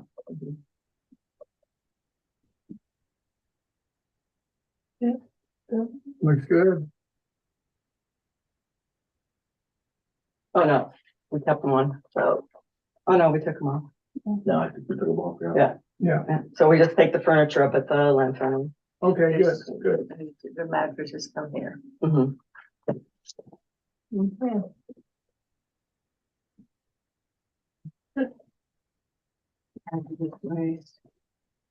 Cool, next one's hours of operation. It's household hazardous waste. Oh, And when we presented this earlier in the year, so it was this year pricing already. There really is no increase. I just included it so that you could see all the different facilities and what was charged for what, but there's no change from what we already voted on earlier this year for that. okay. That should be it for right. Okay, so I make a motion to approve the tentative 2024 rate and fee schedule increase as a 2024 proposed rate and fee increases as presented in the board packet. Well, I would With say, changes that have been discussed. Second, Okay, motion by Mary, second by Kevin. So just so that we're clear, we're talking about changing the polycart to a 34% increase. Yeah. and we're gonna make a separate fee schedule for San Juan County so that it's not that high. Okay, It'll be somewhere in between, okay. And, which will include that 5% that we talked about. okay, and then, sorry, I'm not sure if there's a page in here, but I was under the impression that the additional surcharges would be included in our fee schedule. It's written on the fee schedules. So like if you go, Okay, so right down in those other sheets at the bottom. In the footnotes. in the footnotes, Okay, so like, if you go to where it's trash and recycling, under the second table, there's the current rates, and the second table goes to where the rates would be projected to be, and then below that, in the footnotes, it talks about the different increases or extra surcharges, things like that.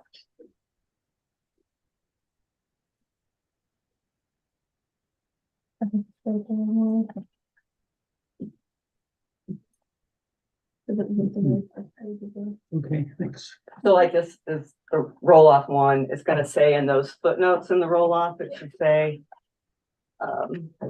Fuel surcharge. Yep, And then if you scroll up to the other ones, there's a couple in the trash. There's footnotes in the trash. Right there. Oh, that's recycle. Yeah. So there we go. great. So when we're talking about these things that Mike had given us, I put those into the fee schedule. Mhm. As footnotes where it seemed appropriate. Mhm. Overfilled carts, backdoor service. All the other cards, and there's so many people in that detail about them. okay, thanks. Mhm. Miss Wilson. Any further discussion? Seeing none, I'll call for the vote. All in favor? Aye. Motion passes 5-0.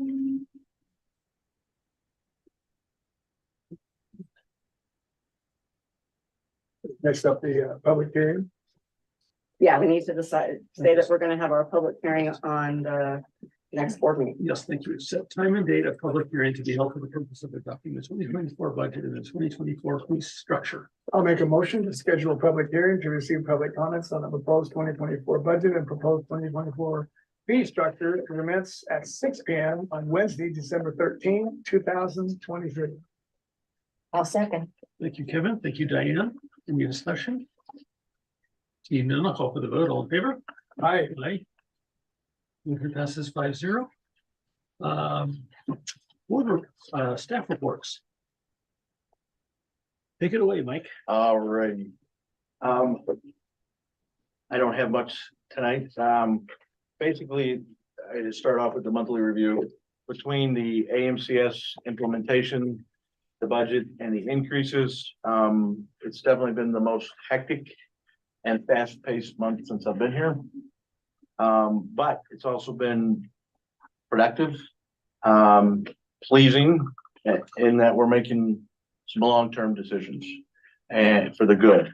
I thought the workshop was excellent. I thought everyone at the table, including the one virtual person, we were all working together, staff, board, for the good of everybody. And I really appreciate everybody's effort. So that meant a lot. Drivers, one step forward, one step back, lost one, gained one. We're still a CDL driver short. Actually two of where I'd like us to be, but we really desperately still need one more. LJ is going to talk about AMCS more. It's been a slower process than expected. But it all will work out, and same thing, the finished product is going to be well worth it. We're already finding unique stuff that we can get out of this system. I can tell you the number of containers, basic stuff that we've been wanting to get, let alone the feasibility of finding stops that are having free service, et cetera, et cetera. So it's going slower than expected, but it will definitely be worth it once we get there. And overall, staff has been, from the drivers to the CSRs and everybody in between, has been fairly positive so far. So I hope we keep that up. We've a lot of manual stuff we didn't think we'd have to do, but we're jumping in as a team and getting it done. Mary mentioned the safety deposit box will finally get open tomorrow. That has been a drawn out experience, but we will get it done and we will not be paying for that next year. All that bullion that's in there will come in. We can hope, we can hope. A lot of dust bunnies, I'm sure, is what we're gonna find. Who knows? It's really. Probably a whole bunch of lost socks and keys probably, but we'll see. You wonder what would they have put in a box? They thought it was really important. Who knows, maybe it's stopped. Like Something weeds or that's come up something. along. I just- District owns, Yeah. and- We can pray for it tonight. Let's all do that. Organization documents from 40 years ago. Maybe it's for public stock. The only other thing I have is we have been continue to advertise for the administrative director position. We've had 2 applications now, so In town, people are. yes. That's always good. So we'll have another interview this week and then we'll take it from there. And that is all I have unless you have any questions for me. You can't twist your arm anymore? We're not done twisting. Yeah, but- okay, good. but Just checking to make sure. we were gonna get through this week with AMCS and the budget, and then we're gonna discuss matters further. Good. Right, thanks, Mike. Chris? I don't have anything unless you guys have questions. Probably not for the rest of this year. I think we're have enough fun with our budget and stuff, but if there's any questions about operations, go ahead and throw them on me. Nice. The loader's doing well. Good. Our the spectrum of our weights have decreased, so we're getting weights that they're more intentional. Very good. And got engineers working in the scenes, so a lot of stuff is going on in the background, but Like civil engineers working on landfill plans? yeah. Life on Moab, getting ready for the RFP next year, opening new cells at Klondike. Great. Driver training, obviously, we've got a couple, we actually have 5 guys enrolled into the USU Oh, good. things. Good. It's kind of long-term ahead, it's not our, fulfill our immediate needs, but we gotta plan ahead for That's some of great. this stuff. That's great. So will the board see the engineering plans at some point? Yes, Great. yes, no, I was actually gonna do like a bigger PowerPoint presentation and try to get everyone, we'll go all the way back to the initial like cell 3, if you, I don't know if you guys recall. how we kind of went out of bounds, and this is what started a lot of the stuff at Klondike. A lot of those, will, kind of, complete the cycle, like all the things that we've done and everything. Pretty nice fall. Not too much moisture, it's been dry, baby, so. it's We like easy. moisture. Yeah, you know, you do like a little bit of moisture. Supposed to out get there, some, isn't it? Tomorrow? Yeah. It looks like like it. tomorrow evening, in Yeah, the it looks evening. like it. it's Everywhere tomorrow. but Klondike. right? Yeah. Everywhere That's right, Klondike. it just blows by. And we give on too much at Klondike. I Yeah, 'cause know. I can remember when we had the problems at Klondike, the roads went bad. That was Truck sliding off. That was not good. That Right, was back in the day. thank you, Chris. LJ? So I actually have quite a few things. I'm gonna try and run through them because I know Jessica has more exciting things to talk about than I do. AMCS update, Mike kind of gave a good overview. I'm really glad that the next few months are gonna be slower. It's gonna give us a little bit more time to do this transition, and just wanting people to know that while we're in the software transition, to please pass on to have a little patience with the CSRs, because at this time, while we're doing this transition, they're having to log everything in both softwares because we want to make sure that we don't lose any information. And so that's going to take a little bit of extra time and patience on everybody's part. And we're still waiting on them to get our credit card machines up and running. And once we get that going, then we can work on getting the printers at the facilities and get that so that we can just start charging right at the facilities instead of it goes straight into the system instead of the way we're doing it now with the paper trail. That's pretty much it for AMCS for me. Then we switched to using sugarcane paper, copy paper, instead of tree, paper made from trees. So it's been about 6 weeks now that we did that. So and that's it's- what this is? Sugarcane paper? It is. Can you eat it? I was gonna say, Sweet. put it on your cereal.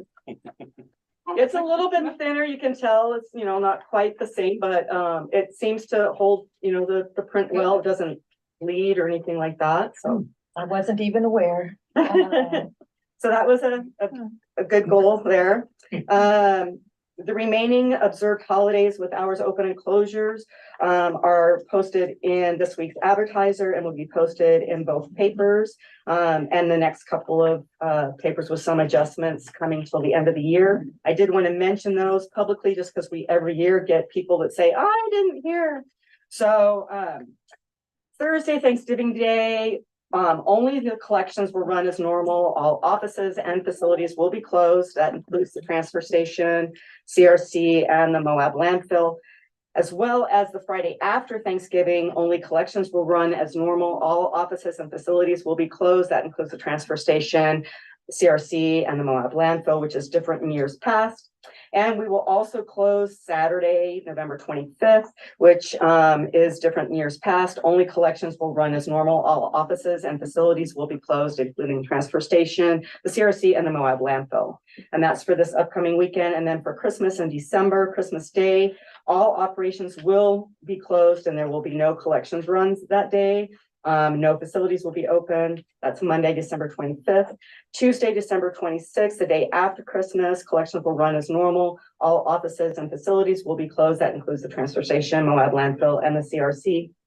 Monday, January 1st, which is New Year's Day, all operations will be closed and no collections will run that day as well. So there will be no pickups on New Year's Day, which is Monday. And then January 24th. Or January 1st, 2024. Then Tuesday, January 2nd, collections will run as normal. All offices and facilities will be closed, including transfer station, Moab landfill, and the CRC. Wow, that was a mouthful. It was, but I want to make sure that people know, because every single year we get people like, I don't know, so. Yeah. And we will this year too. Definitely.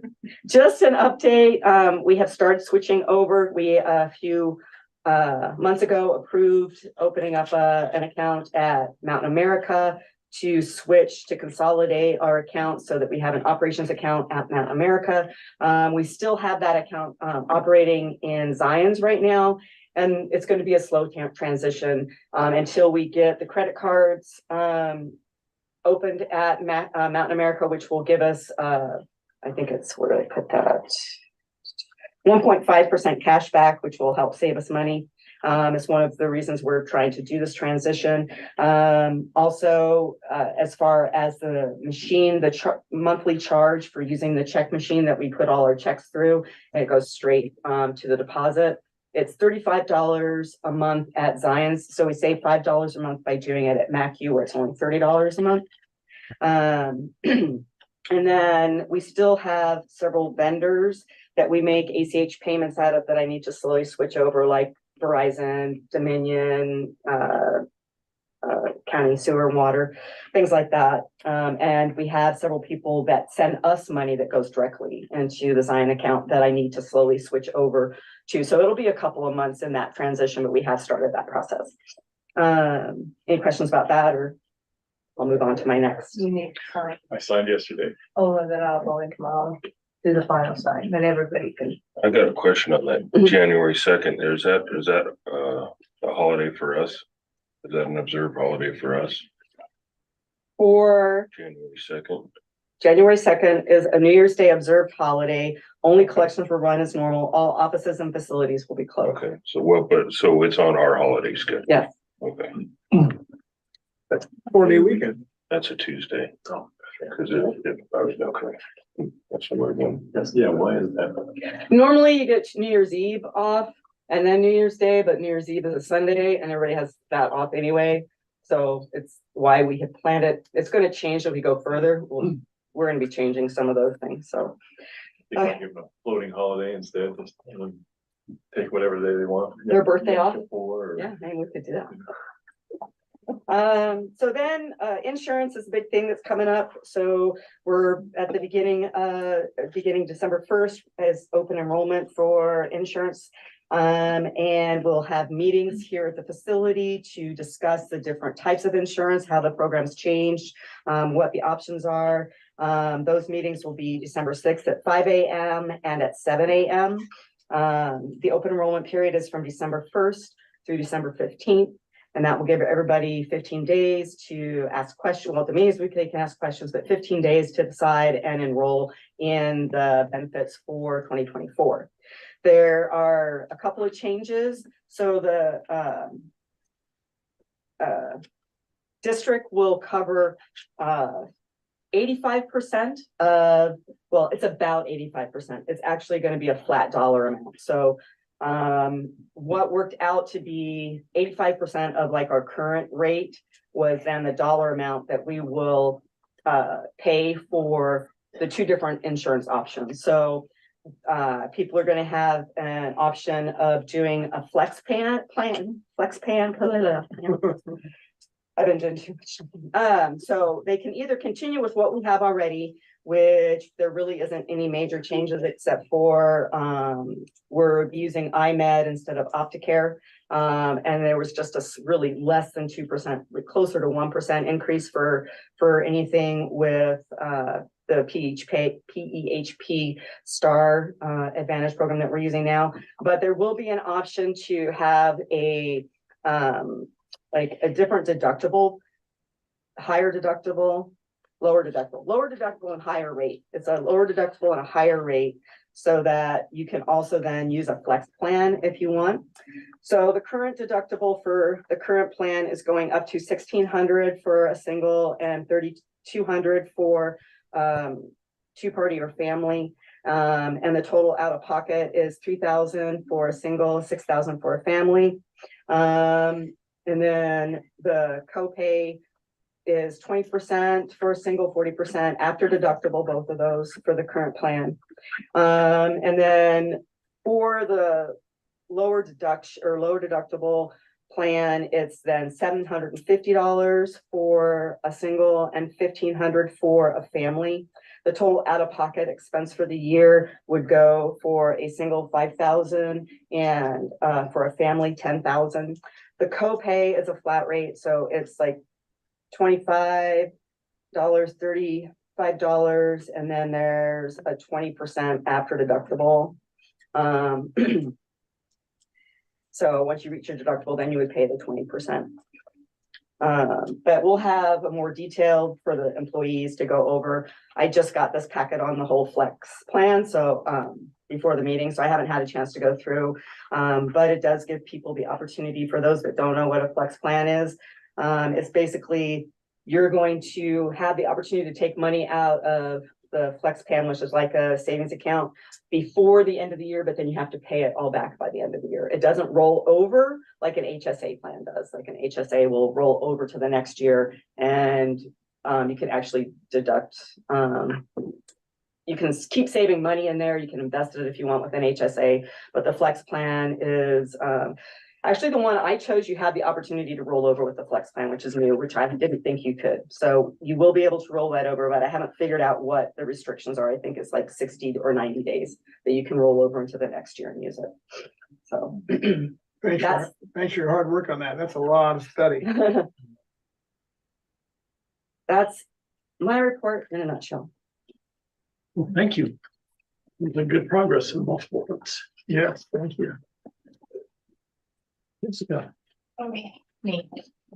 So biggest thing is, I attended, unfortunately without Mike, the RCU conference up in Sandy last week, and it covered topics ranging from updates on the UDEQ's recycling reporting dashboard, expansion of programs on reuse and reclamation of hard to recycle plastics. So, they had a representative from Hefty, with their Hefty Renew program. And then a couple of other local businesses that are working to introduce concepts of sustainability, reclamation, and so on and so forth throughout Utah.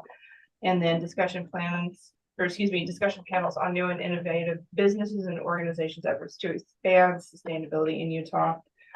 This conference gave me a lot of ideas, as well as some useful connections and access to educational materials and toolkits, as well as the location of nearby plants that are opening within the next couple months, specifically the Polymer Center down in Las Vegas, which is working to reuse and reclaim difficult plastics. And then, as well as I located a couple of plants, one in Boise and one in, do you remember where I told you? Morgan, It was Utah, Morgan. that are established in markets for products that we've been not quite sure what to do with. So this would be some interesting connections to make and finding more defined domestic end markets. And then I did a summary for the fall 2023 voucher cleanup program. This one was not as heavily utilized as the spring one. I think part of this is because Leafs decided to continue and hold on. They are still going strong right now. Yep. So I think a lot of folks just didn't really have the yard waste capacity. So volumes for the program were 28 tires. Now these are approximates with the exception of the tires. 50.2 cubic yards of yard waste and 42.8 cubic yards of construction and demolition debris, resulting in approximately $1,227 in savings to residents.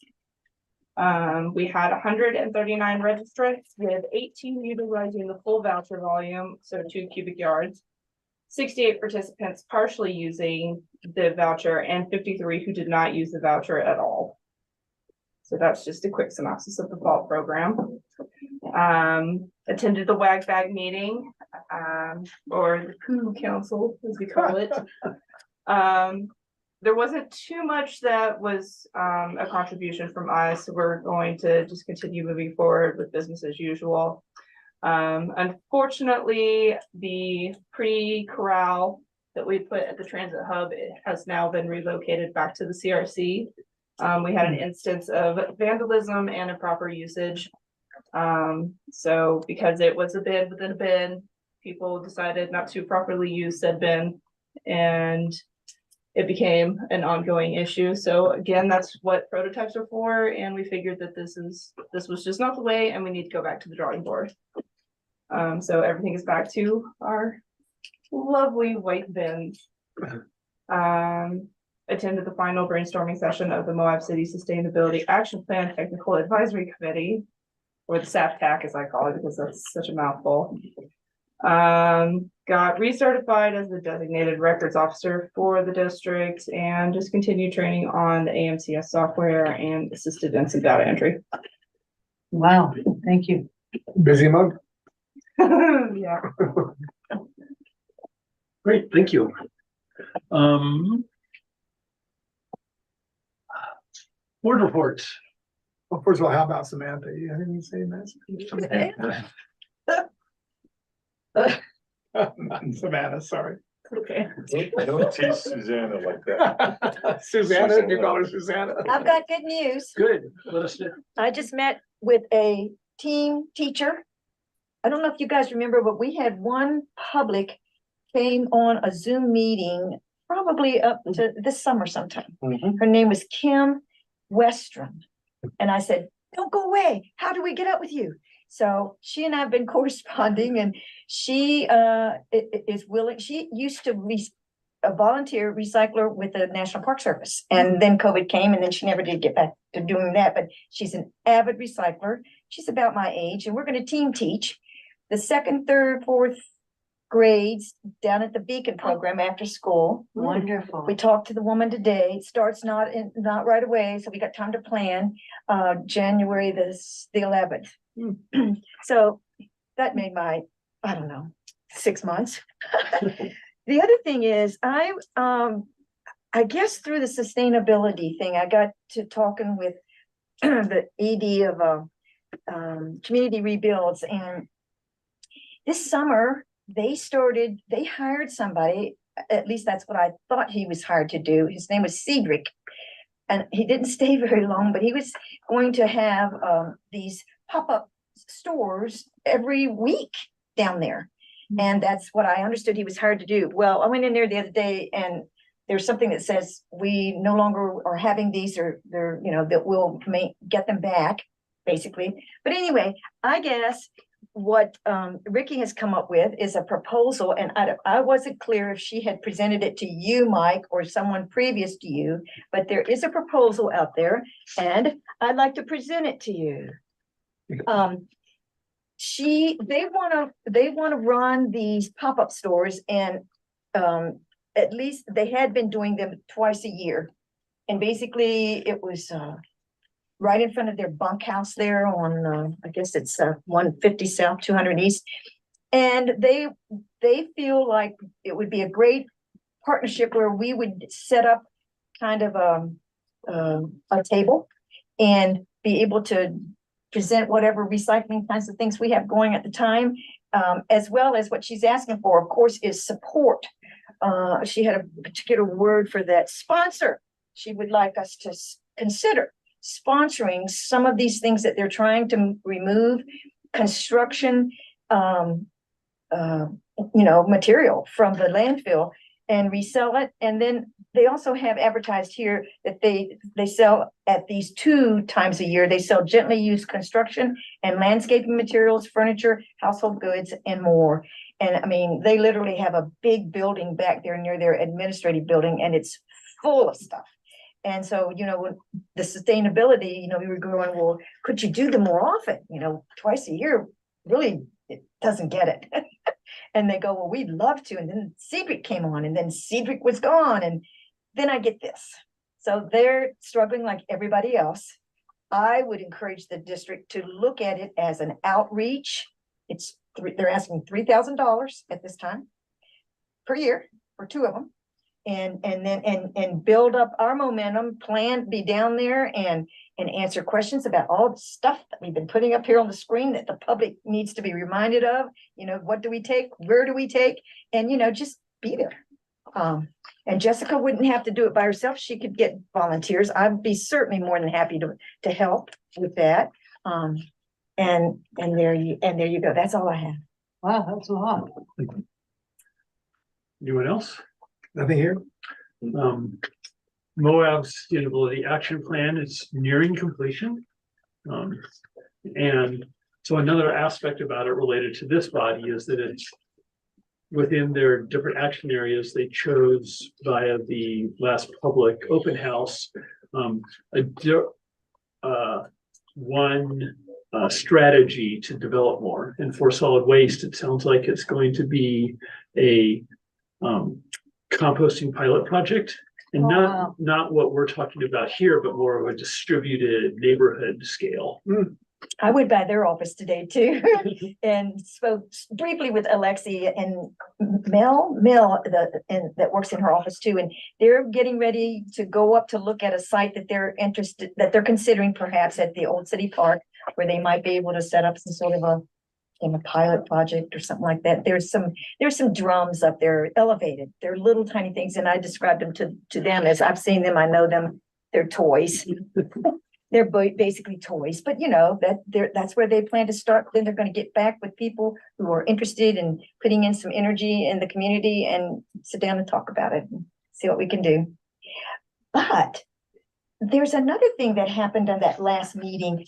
One of the planning people said that someone had came into the planning office in Moab and was asking about how would they begin to look into setting up a commercial composting facility.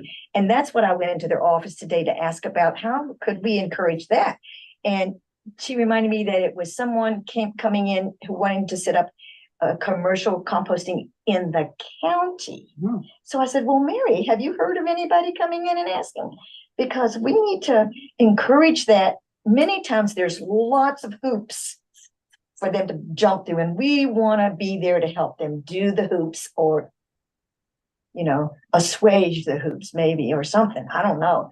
I haven't heard anything. Who would I ask? Who would know? Orion. Deep pockets, because it's really expensive. Orion, I wouldn't bug them until after the new year. when Or bug who? the county until after the new year. They're so deep into their budget right now, and we had a change of budget officer at the Old Art 30, and so everything. Well, who would it be that I would even contact? Do you have an administrator? I would do either Gwen Hall or Mallory Nassau would be one of them. Who's the second? Mallory Nassau or Quinn Hall.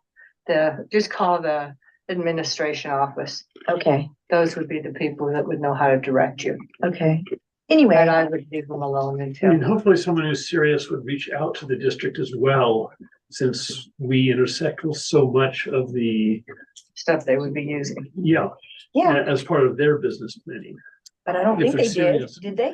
No, you were. And they haven't, heard about it. Yeah, and they haven't heard, I don't think the county's heard about it. Well, I don't know, they're two totally different things, community composting at the city park and commercial. Mhm.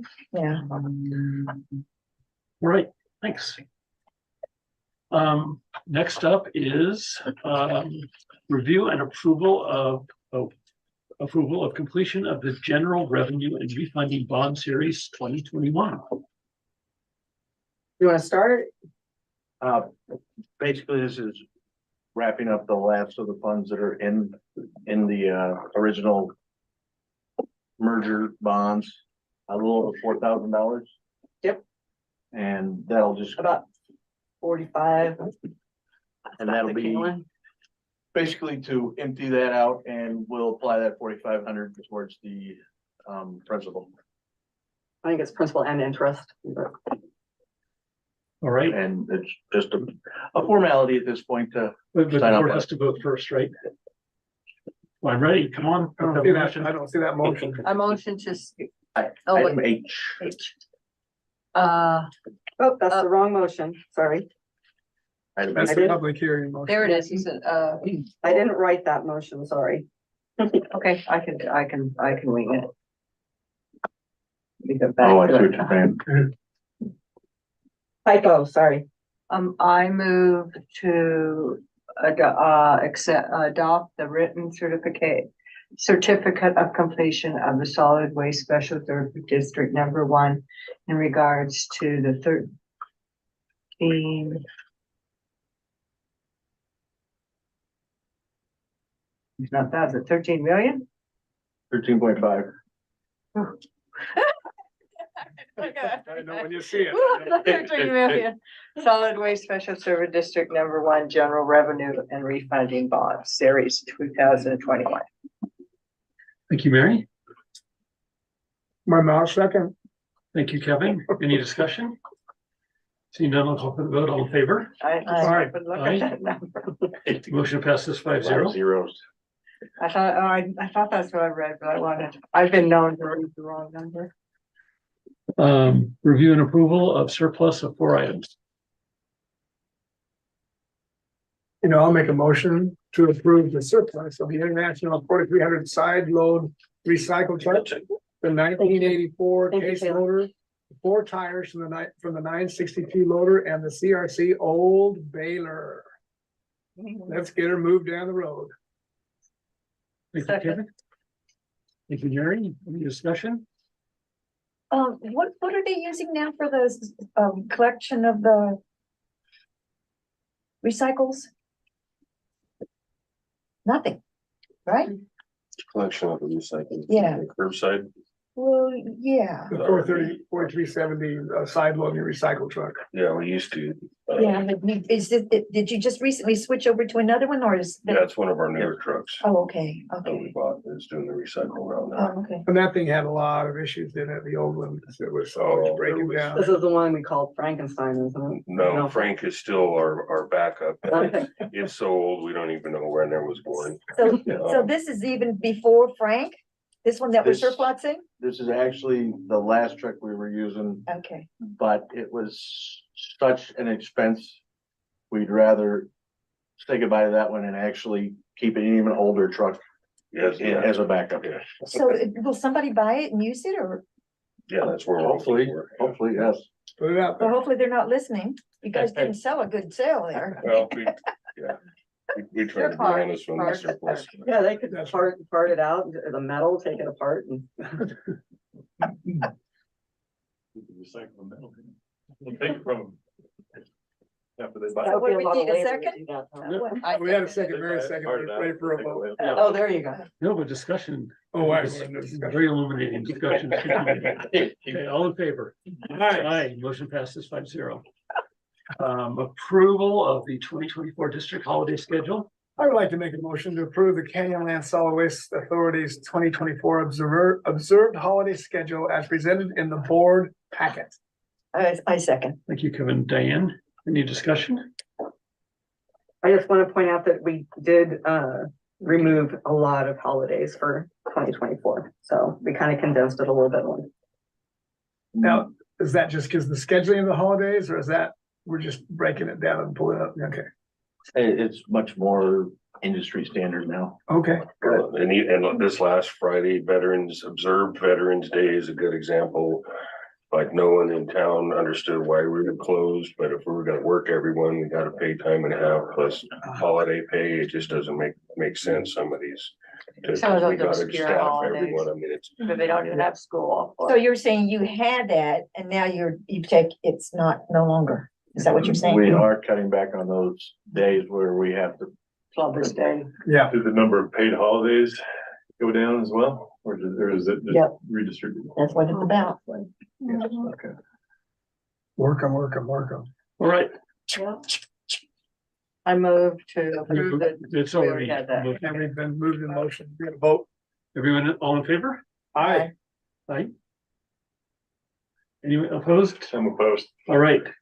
Motion passes 4-1. Chad wants more vacation.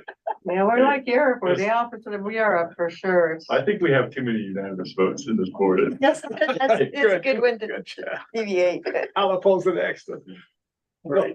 Approve the 2024 district regular board meeting schedule, which follows the third Wednesday of the month as in 2023. I'll make a motion to approve the Canyonland Solid Waste Authority's 2024 regular board meeting schedule as presented in the board packet. Second. Thank you, Kevin. Thank you, Diane.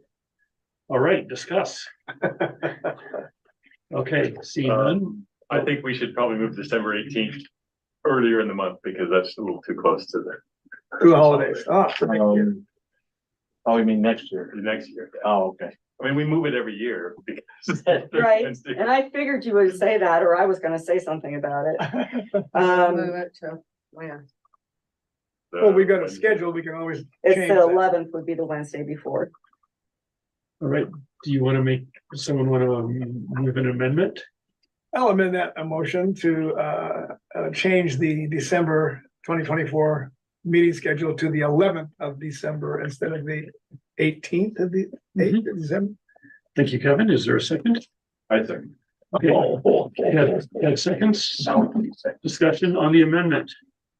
Seeing none, I will call for the vote on the amendment to the schedule. All in favor? Aye. Aye, motion passes 5-0. All right, discussion can resume on the original motion. All right, seeing none, I'll call for the vote. Lost me on that one. So first you vote on the amendment, which is amending the schedule, and then we vote on that, On the schedule. Understood that. Thank you.